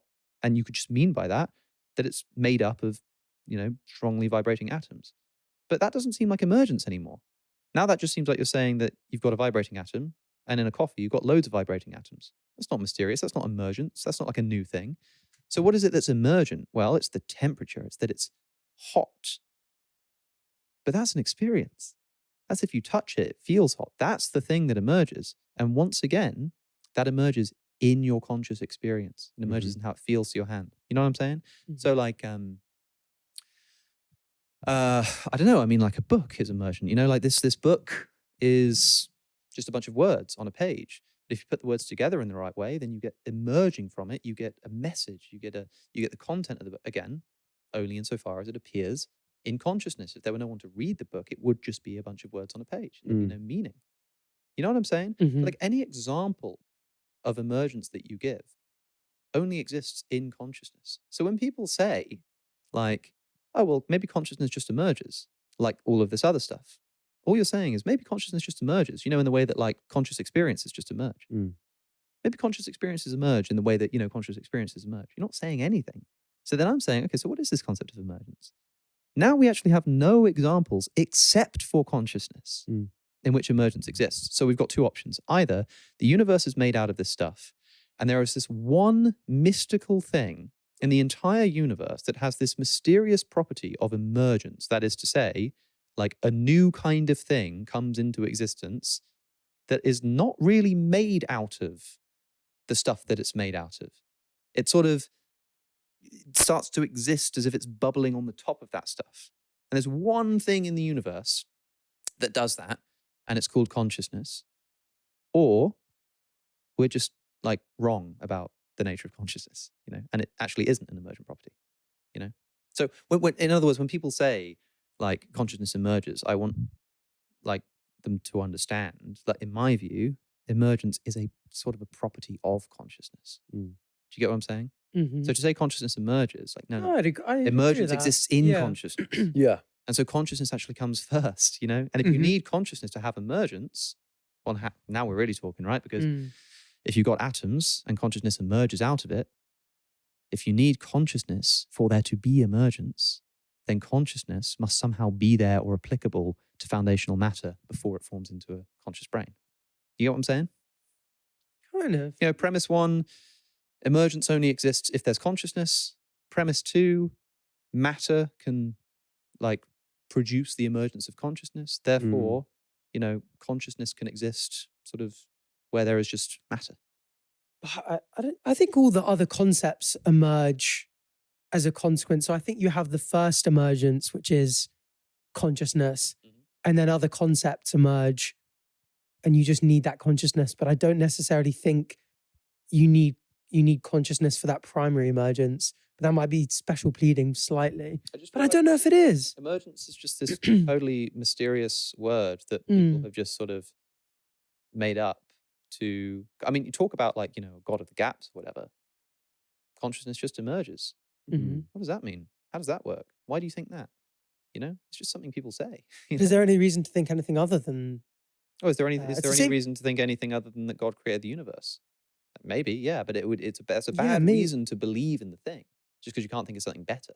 Yeah, but as in terms of like... Same thing with consequentialism, you know? You can't think of anything better, but that's not a good reason to think of it.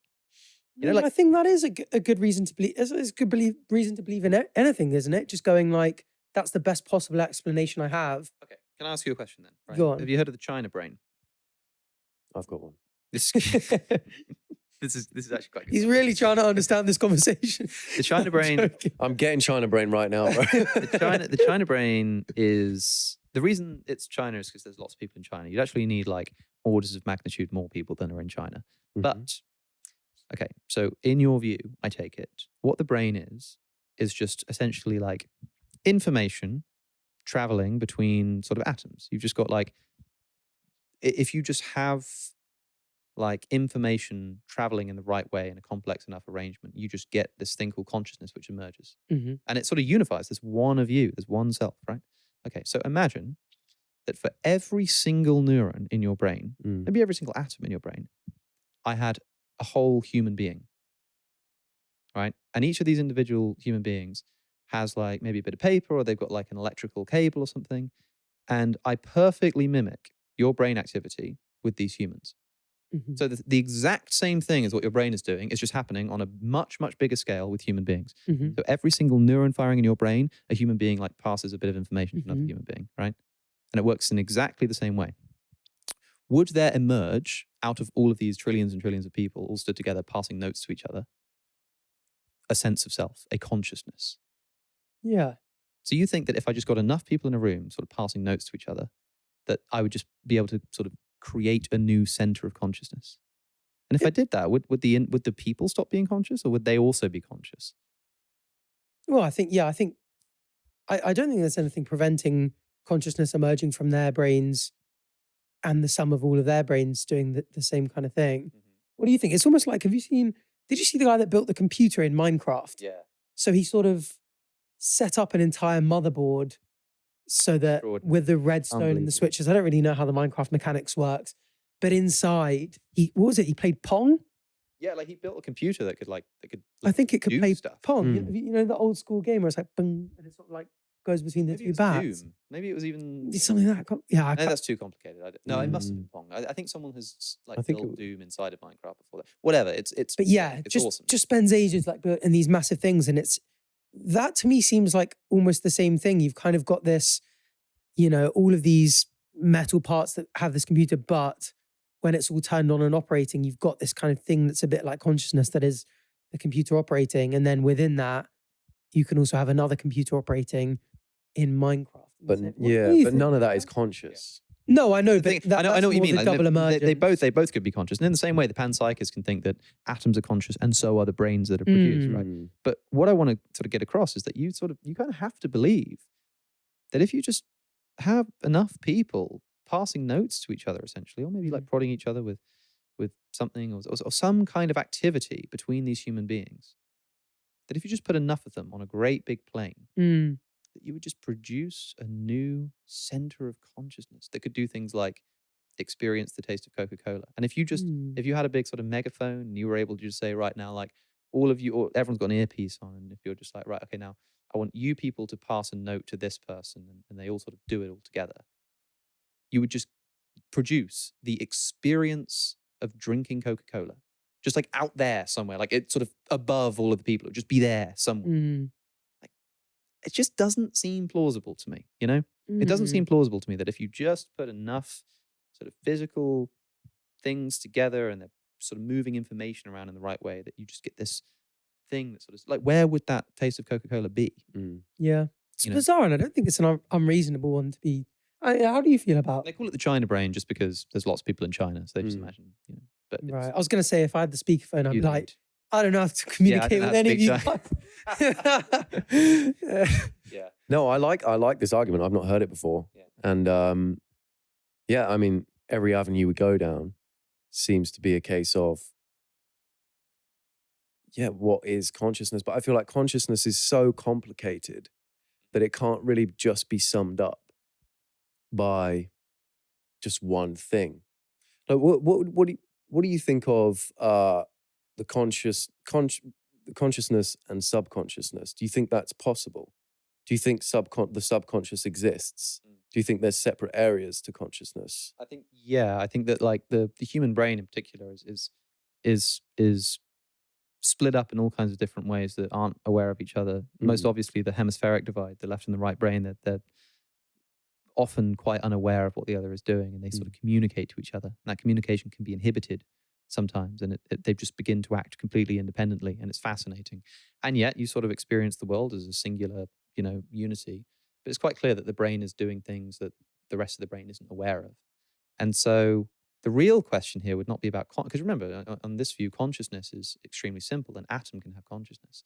The thing that you're talking about, the thing that the brain does, is something more like what philosophers would call the self, which is not just conscious awareness, but this sense of like, there's a you, there's like a unified, so like you have all those people passing around notes, but there's this new self, this new unified singular experience, right? You've got your brain and it's doing all the neurons, but the thing that emerges, the thing that's the one unique experience is the self. It's the thing that you call I, right? Because like, you know, yeah, it seems like consciousness can occur, but I don't consider it to be part of myself. I think you're conscious, but that's not part of myself. Like, it's mine somehow. There's this unified thing. Okay, so, so wait, what did you ask? What did I ask about subconscious? Oh yeah. So I think that when we describe the subconscious, what we'd probably be describing, if you were trying to use like a panpsychist, which is broadly the view we've been talking about here, lexicon, then the subconscious would probably, because then everything is conscious to some degree, right? And the subconscious would be, I guess, the part of the brain that the self is not like aware of, or the part of like conscious experience that the self is not readily experiencing. But I don't know, like it's complicated. Have you ever seen the experiments of split brain patients? Yeah. I think I What talked about episode? Yeah, we did an episode on split brain experiments on this podcast. Anybody who's remotely interested in this kind of stuff, just, I think this is the coolest thing ever. And it's like, maybe the language of the subconscious could be like applied here. Because if you ask somebody, you know, if you flash just to their left brain, these are people who've had their corpus callosum split, their brains are not communicating properly. If you show just to their left brain a word like book, they'll say they saw the word book. If you show just to their right brain a word like, you know, cowboy hat, they'll say, I didn't see it. I don't know what you're talking about. But if you give them in their left hand a pencil and tell them to just draw something, their left hand will draw a cowboy hat. Now you could say that's because they were subconsciously aware of the hat. And I think some people would use that terminology. They'd say, oh, that's because he wasn't conscious of it, but it was there in the subconscious. I prefer to think of it as just sort of like, they're sort of independent centers of consciousness that are just sort of doing their own thing. And when you speak to somebody, because language is broadly dominated in function by the front left of the brain, you're kind of just speaking to that region of the brain. It's not like I'm speaking to your whole brain, or rather, you are not speaking from your entire brain. You're speaking from over here. So subconscious could just mean that, well, you're speaking, I'm hearing this guy talk, and that bit of information is over here. And to call that subconscious would be misleading because it would prioritize the bit of the brain that I'm interacting with. Because I can also interact with the right-hand side of the brain. I just can't do it with language. I have to do it pictorially or creatively or something like that, you know. But actually, I mean, Ian McGilchrist, who's the sort of the golden boy of the hemispheric lateral divide, I think he's wonderful. He thinks that basically one of the biggest mistakes we're making as a culture, but also suppose, have made historically scientifically, is thinking that the left brain is the dominant one. Because the left brain is the rational, reasonable one. It does logic and maths, and the right brain does emotion and creativity. That's all basically nonsense, by the way. But there's this idea that like the left brain's way of attending to the world, the left brain way of doing things, has come to predominate. And he thinks that's a mistake, you know? We should be more right-brained. And so if you say there is a consciousness, which is whatever I can sort of talk to you about, and there's a subconsciousness, which is whatever I can't, that erroneously presumes that the left brain, which can do the talking and the categorization and the explanation, is like the main one. And the right brain is the subconscious one. And maybe the right brain should be the main one. And I'm actually communicating with your subconscious all of the time. Yeah, that's the sub one. So he's got this book called The Master and His Emissary, because he thinks it's the master, the right brain, his emissary, the left brain. Because the left brain seems to be constantly catching up with what the right brain is doing. In those same experiments, if you show an instruction to just the right brain for these split brain patients, you can watch this kind of stuff on YouTube. You show them an instruction, and again, just to be clear, these are people who've had a medical procedure that has severed the connection between the left and the right brain. You can't just do this at home. If you show just to their right brain an instruction, like, you know, pick up that glass, and they're in an experiment, they're waiting for instructions, so they do as they told, they pick up the glass, you know? And then the experimenter says, why did you just do that? What do you think they say? You might know this, you did an episode on this. It would be weird enough if they said, oh, I don't know. But they don't. They make something up. And they believe it. They'll say something like, oh, I was thirsty. You know, that's obviously why I picked it up. Or, you know, I wanted to make a point with it or something. And they believe it. And it seems clear that their right brain has just done something, which their left brain has then like rationalized after the fact and then convinced them that that was the reason they did it in the first place. And this implies that in healthy brains, the same kind of thing is happening, you know?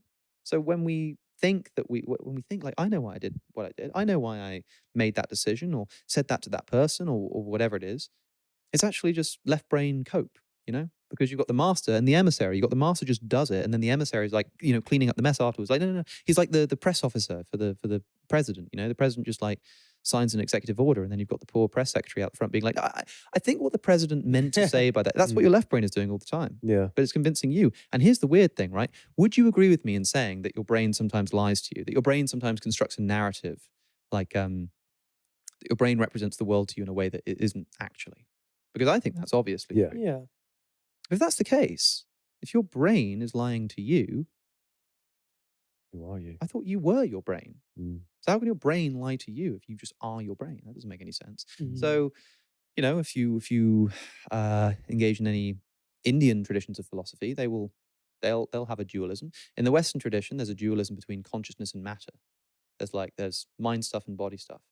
In Indian dualism, there's a school called the Sankhya school, which has a dualism, but it's a dualism between like mind and body, and then the self.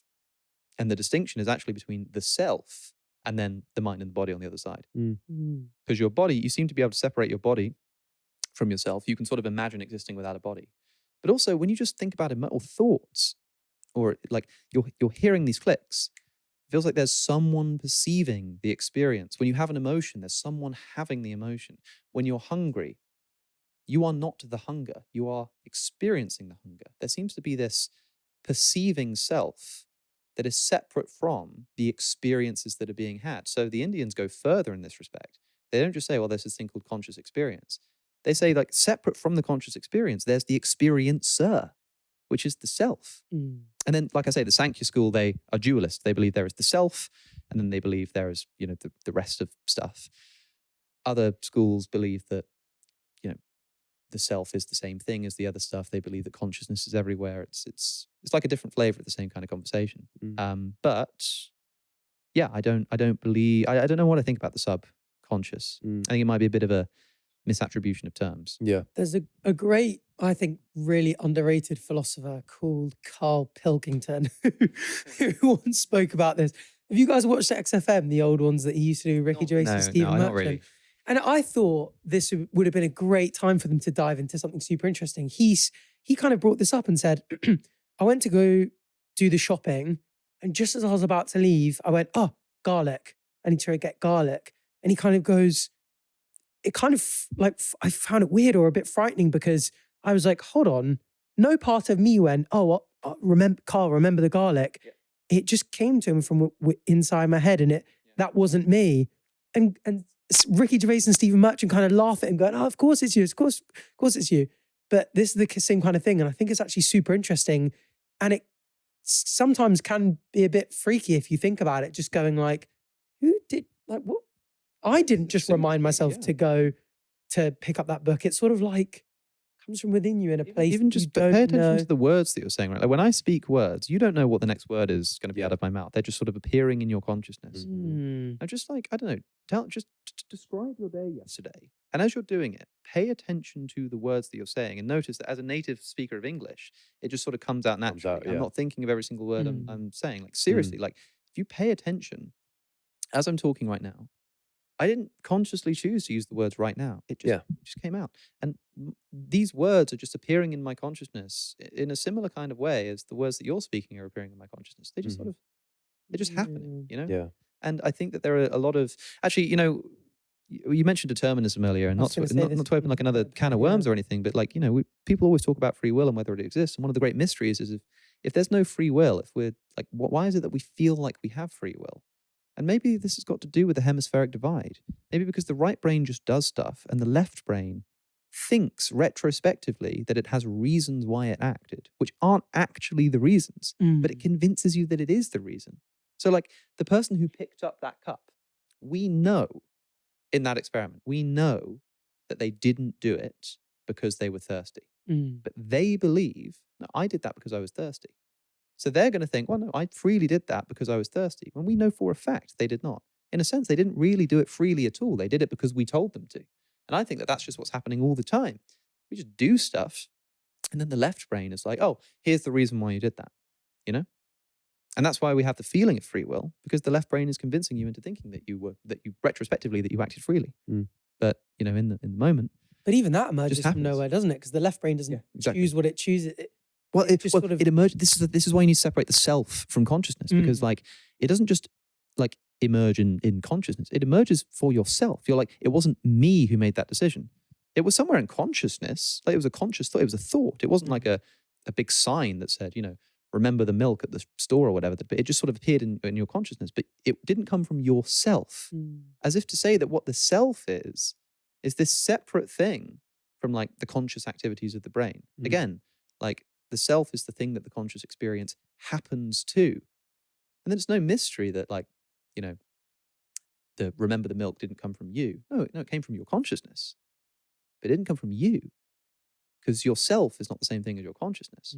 Because consciousness is just everywhere, man. There's just consciousness all over the place. And the only thing that we typically in the West would call consciousness is what the Indians might have called the self. That's what I think the confusion is. When people say, oh, so you think that cup is conscious? What you're really saying is something like, oh, so you think that cup has a self, do you? No, I don't. I think it's got consciousness in it somewhere. Doesn't mean it's got a self. You crazy? Of course it hasn't got a self.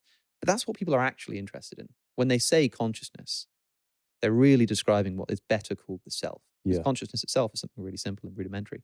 So, yeah, like there's consciousness all over the place, and stuff just sort of, conscious activities just occur, and the ones which become integrated into what you call the self are the ones that you sort of go like, oh, that's my thought. That just happened to me. And are you purely deterministic? Do you think that the entire world is just... I don't know, man. Don't know. But I don't think you need to be a determinist to not believe in free will. No, but I think it's almost like if you thought that everything was just the next falling domino in the chain, that consciousness stops seeming like a thing as well, because it's just like me saying these words is just the consequence of this atom and this atom and this atom, you know, interacting in a set way that they were always going to interact because they're inevitable. And it's like, I'm not actually having anything necessarily called thoughts, or, you know, these are just results of knock-on chains of, they're essentially just effects of things that came before it. And there's nothing, do you know what I mean? Yeah. I don't know if it rules out consciousness, but it certainly seems a little bit weird. But maybe no, it just sort of seems less. This might be like a problem with the sort of atomistic way of thinking about the view, the physicalist way of viewing the world, which is actually a very left brain way of viewing the world. Remember how I said earlier, you've kind of got idealists and panpsychists, and they sort of go in both directions. McGilchrist kind of characterizes the two ways of the brain attending to the world in this way too. The left brain is about the particulars, out of which it builds out bigger images, and the right brain sort of looks at the big picture, and then it can understand from the top down. So the panpsychist is sort of very left-brained, and the idealist is very right-brained. And I think the determinist who sees the universe as made out of, again, like, what's your starting point? Like, why is it that we are tempted to start with the small stuff and say that the big stuff is made out of the small stuff, rather than starting with the big stuff and saying the small stuff is made out of the big stuff? Do you know what I mean? Like, is the cake made out of the crumbs, or do the crumbs like come from the cake? And what's your starting point? You know what I'm saying? Like, and I think, like, because again, we've become so left brain dominated, we just assume that obviously the starting point is the smallest stuff. But why? Why does the smallest stuff have any ontological priority over the biggest stuff? Why do we start at the bottom and build up? Why don't we start at the top and like dig down? And in fact, if you look at what the scientist does, which is they sort of dig in and they dig in and they dig in, and it seems like there's kind of no bottom to this. Should that not just give us some reason to think that maybe that's because you're supposed to start with the top? Start with the big picture and then dig down, and it's all a bit sort of murky and complicated down there, because the thing that's there is like the big hole, and we're just uncovering how to get in there and what's at the bottom. We're pulling crumbs out of the cake. You know what I mean? Like, I think it's as legitimate to say that, like, you know, the universe is made out of atoms as it is to say that the atoms are made out of the universe. You get what I'm saying? Yeah. And I think that's a more right-brained way of looking at it.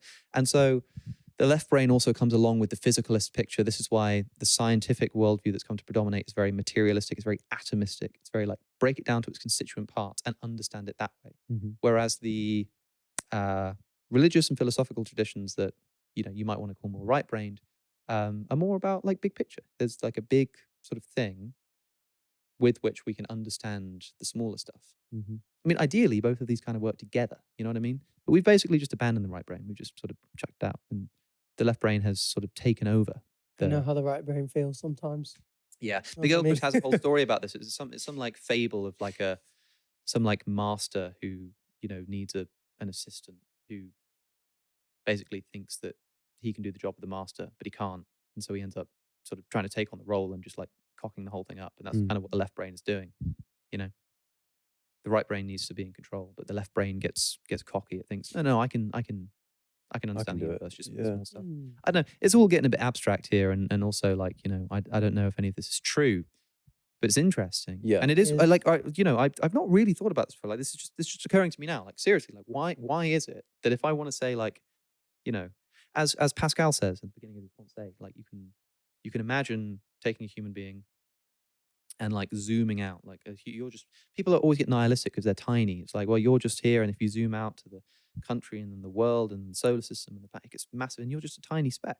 But you can also zoom in. Yeah.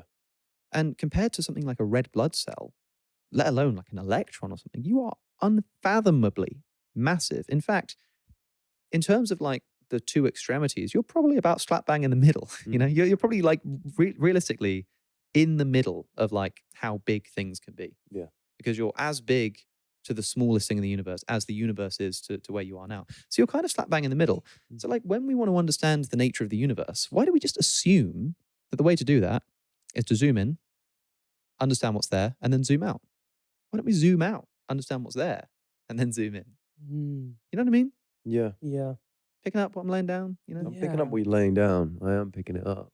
It's heavy. It's heavy, but I'm picking it up. And then it suddenly becomes a much bigger... So remember how earlier I described the pointillist painter, this paint style of like, you know, ...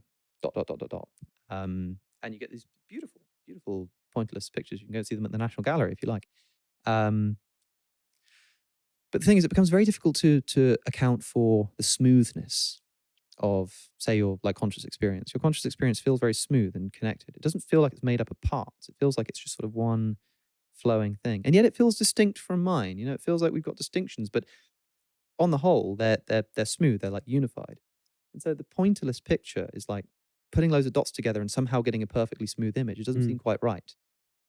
Because that's where we're doing the panpsychist thing. We're starting with the small stuff, the left brain thing, starting with the small stuff and building up a big picture. But if you start with a big picture and imagine that actually what exists is like this big, perfectly smooth, golden canvas, out of which I can like take some scissors and I can cut out, or I can crunch up, I can localize different areas. Then like I could separate out a part of that, but inside of the barriers of the thing I've cut out, it would be perfectly smooth because it's just been taken out of this big thing, which would more sort of account for the smoothness of the image. So this image analogy is like, you know, if we've got a perfectly smooth like bit of a picture, it seems more likely that it's been cut out of a smooth hole than it's been like made up of tiny little dots. And if consciousness is very smooth and we're trying to decide, well, is the universe made out of foundational little trillions of balls of consciousness, or is there sort of one great big mind in which we all move and have our consciousness and our being? Which of those is more likely? Well, the smoothness of consciousness might point to us being sort of cut out of the great big mind. That's why views like idealism exist, you know? The universe is just one great big mind. And then suddenly you revisit someone like Spinoza, who believed he was a substance monist, which means there's one kind of substance. So there's not mind and material and there's just one kind of thing. And we know consciousness exists and God is kind of just nature. God is just the mind that is just the accumulation of all of this stuff, and all of it sort of exists in the mind of God or whatever, you know? And it suddenly doesn't seem that unreasonable to suggest that that's the case. So I don't know, man. I don't know where this leaves you, but you know, when you look at the religious traditions and what they're saying, you know, we sort of live in God, in Him we move and have our being and existence and stuff like that. And it all starts to seem a little bit like, yeah, they're onto something there, you know? Yeah. Which is why I don't think I would call myself a panpsychist. Because I think what the panpsychist is doing is trying to have his cake and, you know, the crumbs too, if you like. Yeah. And trying to make it out of the crumbs. Like, and I think that the atomistic way of viewing the universe is a product of the kind of materialism which itself was a mistake in thinking about what the universe is made out of. So I don't want to think about individual little balls of consciousness. I'd rather think about one great big mind, you know? Yeah. Interesting. That's interesting. And there's nothing to say there couldn't be localized minds inside of that, in the same way that, you know, you were saying earlier about your great big China brain. There can be the China brain and also the individual, you know, they can also be individuals as well. Yeah. They can be one great big mind and we're sort of somehow sort of in that mind. In the same way that, like, you know, when you have a dream, there are other people in your dream. You feel distinct from them. They're not the same person as you. They kind of have their own, but you know, because it's a dream, you know that they are entirely made out of mental stuff. More than that, they're made out of your mental stuff. And yet, they're sort of separate from yourself in that dream. They are made out of your mind, but they are not the same thing as you in that dream. And they're made out of mental stuff. So now imagine one great big dream in the mind of God. And we are all made out of the mind of God, but we're separate from Him. And we're separate from each other, but we're all made out of mind and we're all still existing inside the mind of God. That's how like a pantheist would view the nature of reality.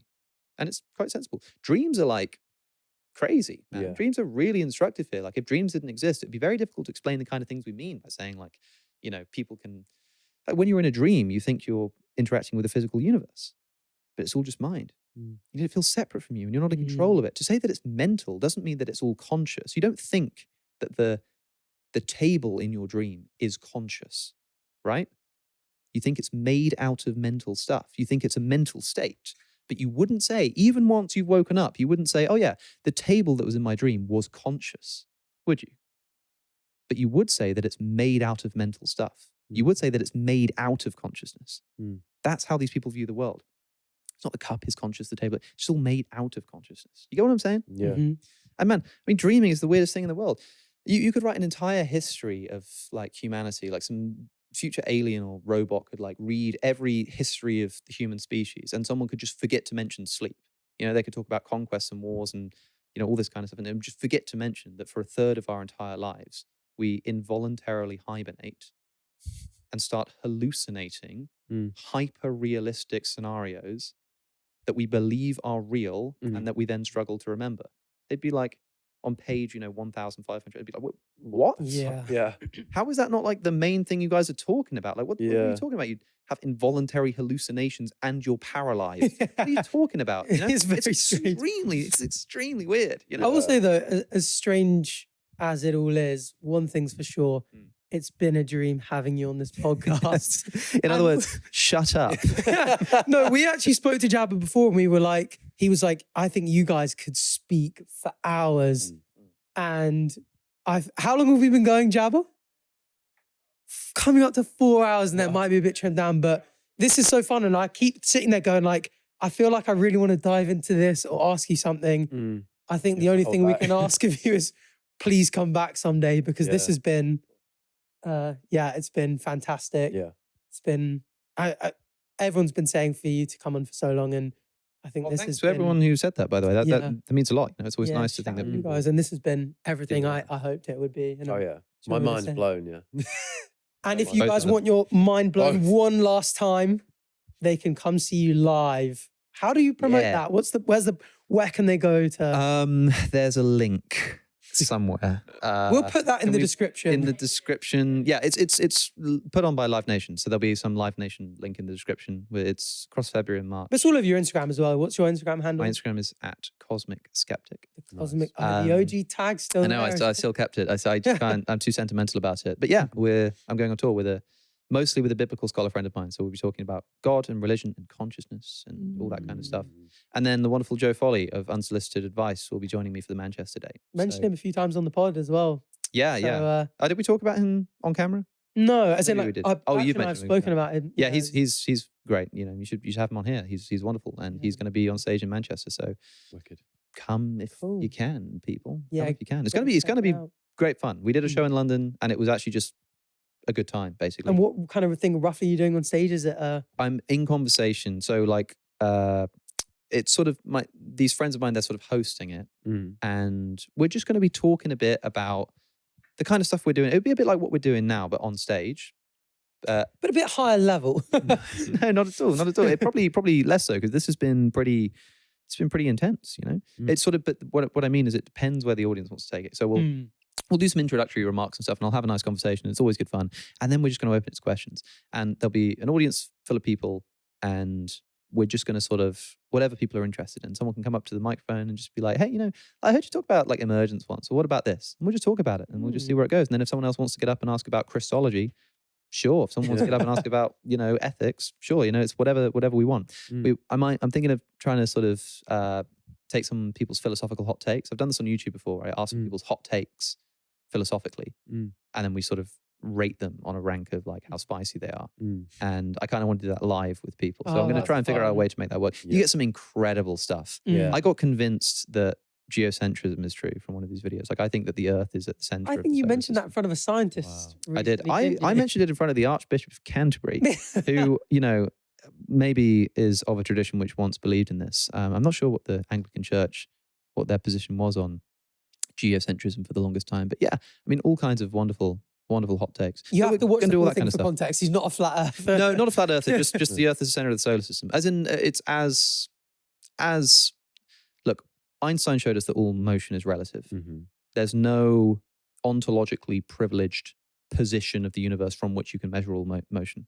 You know, when you fall towards the Earth also moves towards you. It's just the Earth is so much bigger that it's almost negligible. But there's no like. Well, after Christmas it moves. Yeah, maybe it changes a little bit. Yeah, you know, so like, yeah, the Earth sort of goes around the sun if you fix the sun as your center of like observation. But if you fix the Earth as your center of observation, that's just as metaphysically legitimate. Yeah, the sun would be doing like a really weird pattern around the Earth, and all of the other planets would be moving really weirdly, but there's nothing physically wrong with doing that. So at the very least, it is as metaphysically legitimate to say this, that the Earth is the center of the universe, especially given that they're onto something else. The Earth is the only place that has any observers. So if there's any like non-arbitrary place to fix the center of observation, it would be where all the observers are, which is the Earth, which means that everything else moves around the Earth. So geocentrism is back and up and running. It's back. We're back, baby. I'm like a party of one trying to repopularize it. You know? Yeah. It's just the Catholic. I'm still technically a Catholic, so maybe it's just still that. Is within you, Still fighting the cause against Galileo. Nice. Right. Well, once again, thank you so much for coming on. How many times? Go check out your podcast. That's do within that, reason, yeah. is it? I do that. Not you. I'll do that. I do Google Do myself. you want to spam promote a few things? The YouTube channel, the podcast? Yes, so Evidence Action is a charity which allows you to deworm children. If you don't come to my tour. Like, take the money you were about to spend Yeah, you on my evil tour son of tickets a... and spend it on Evidence Action. Don't look at me like that. No, do both. Come to the tour. I think it'll be fun. And all the links will be in the description, Mhm. so you can check him out many more times over. Sweet. Thanks, guys. Absolutely. And yeah, Thank you very much. Yeah, And thanks thank for you. listening, guys. Make sure to subscribe, rate us 5 stars, Smash that like button. smash that like Exactly button, that. and What? oh, no, say one more thing. Post notifications on. Bye. Bye.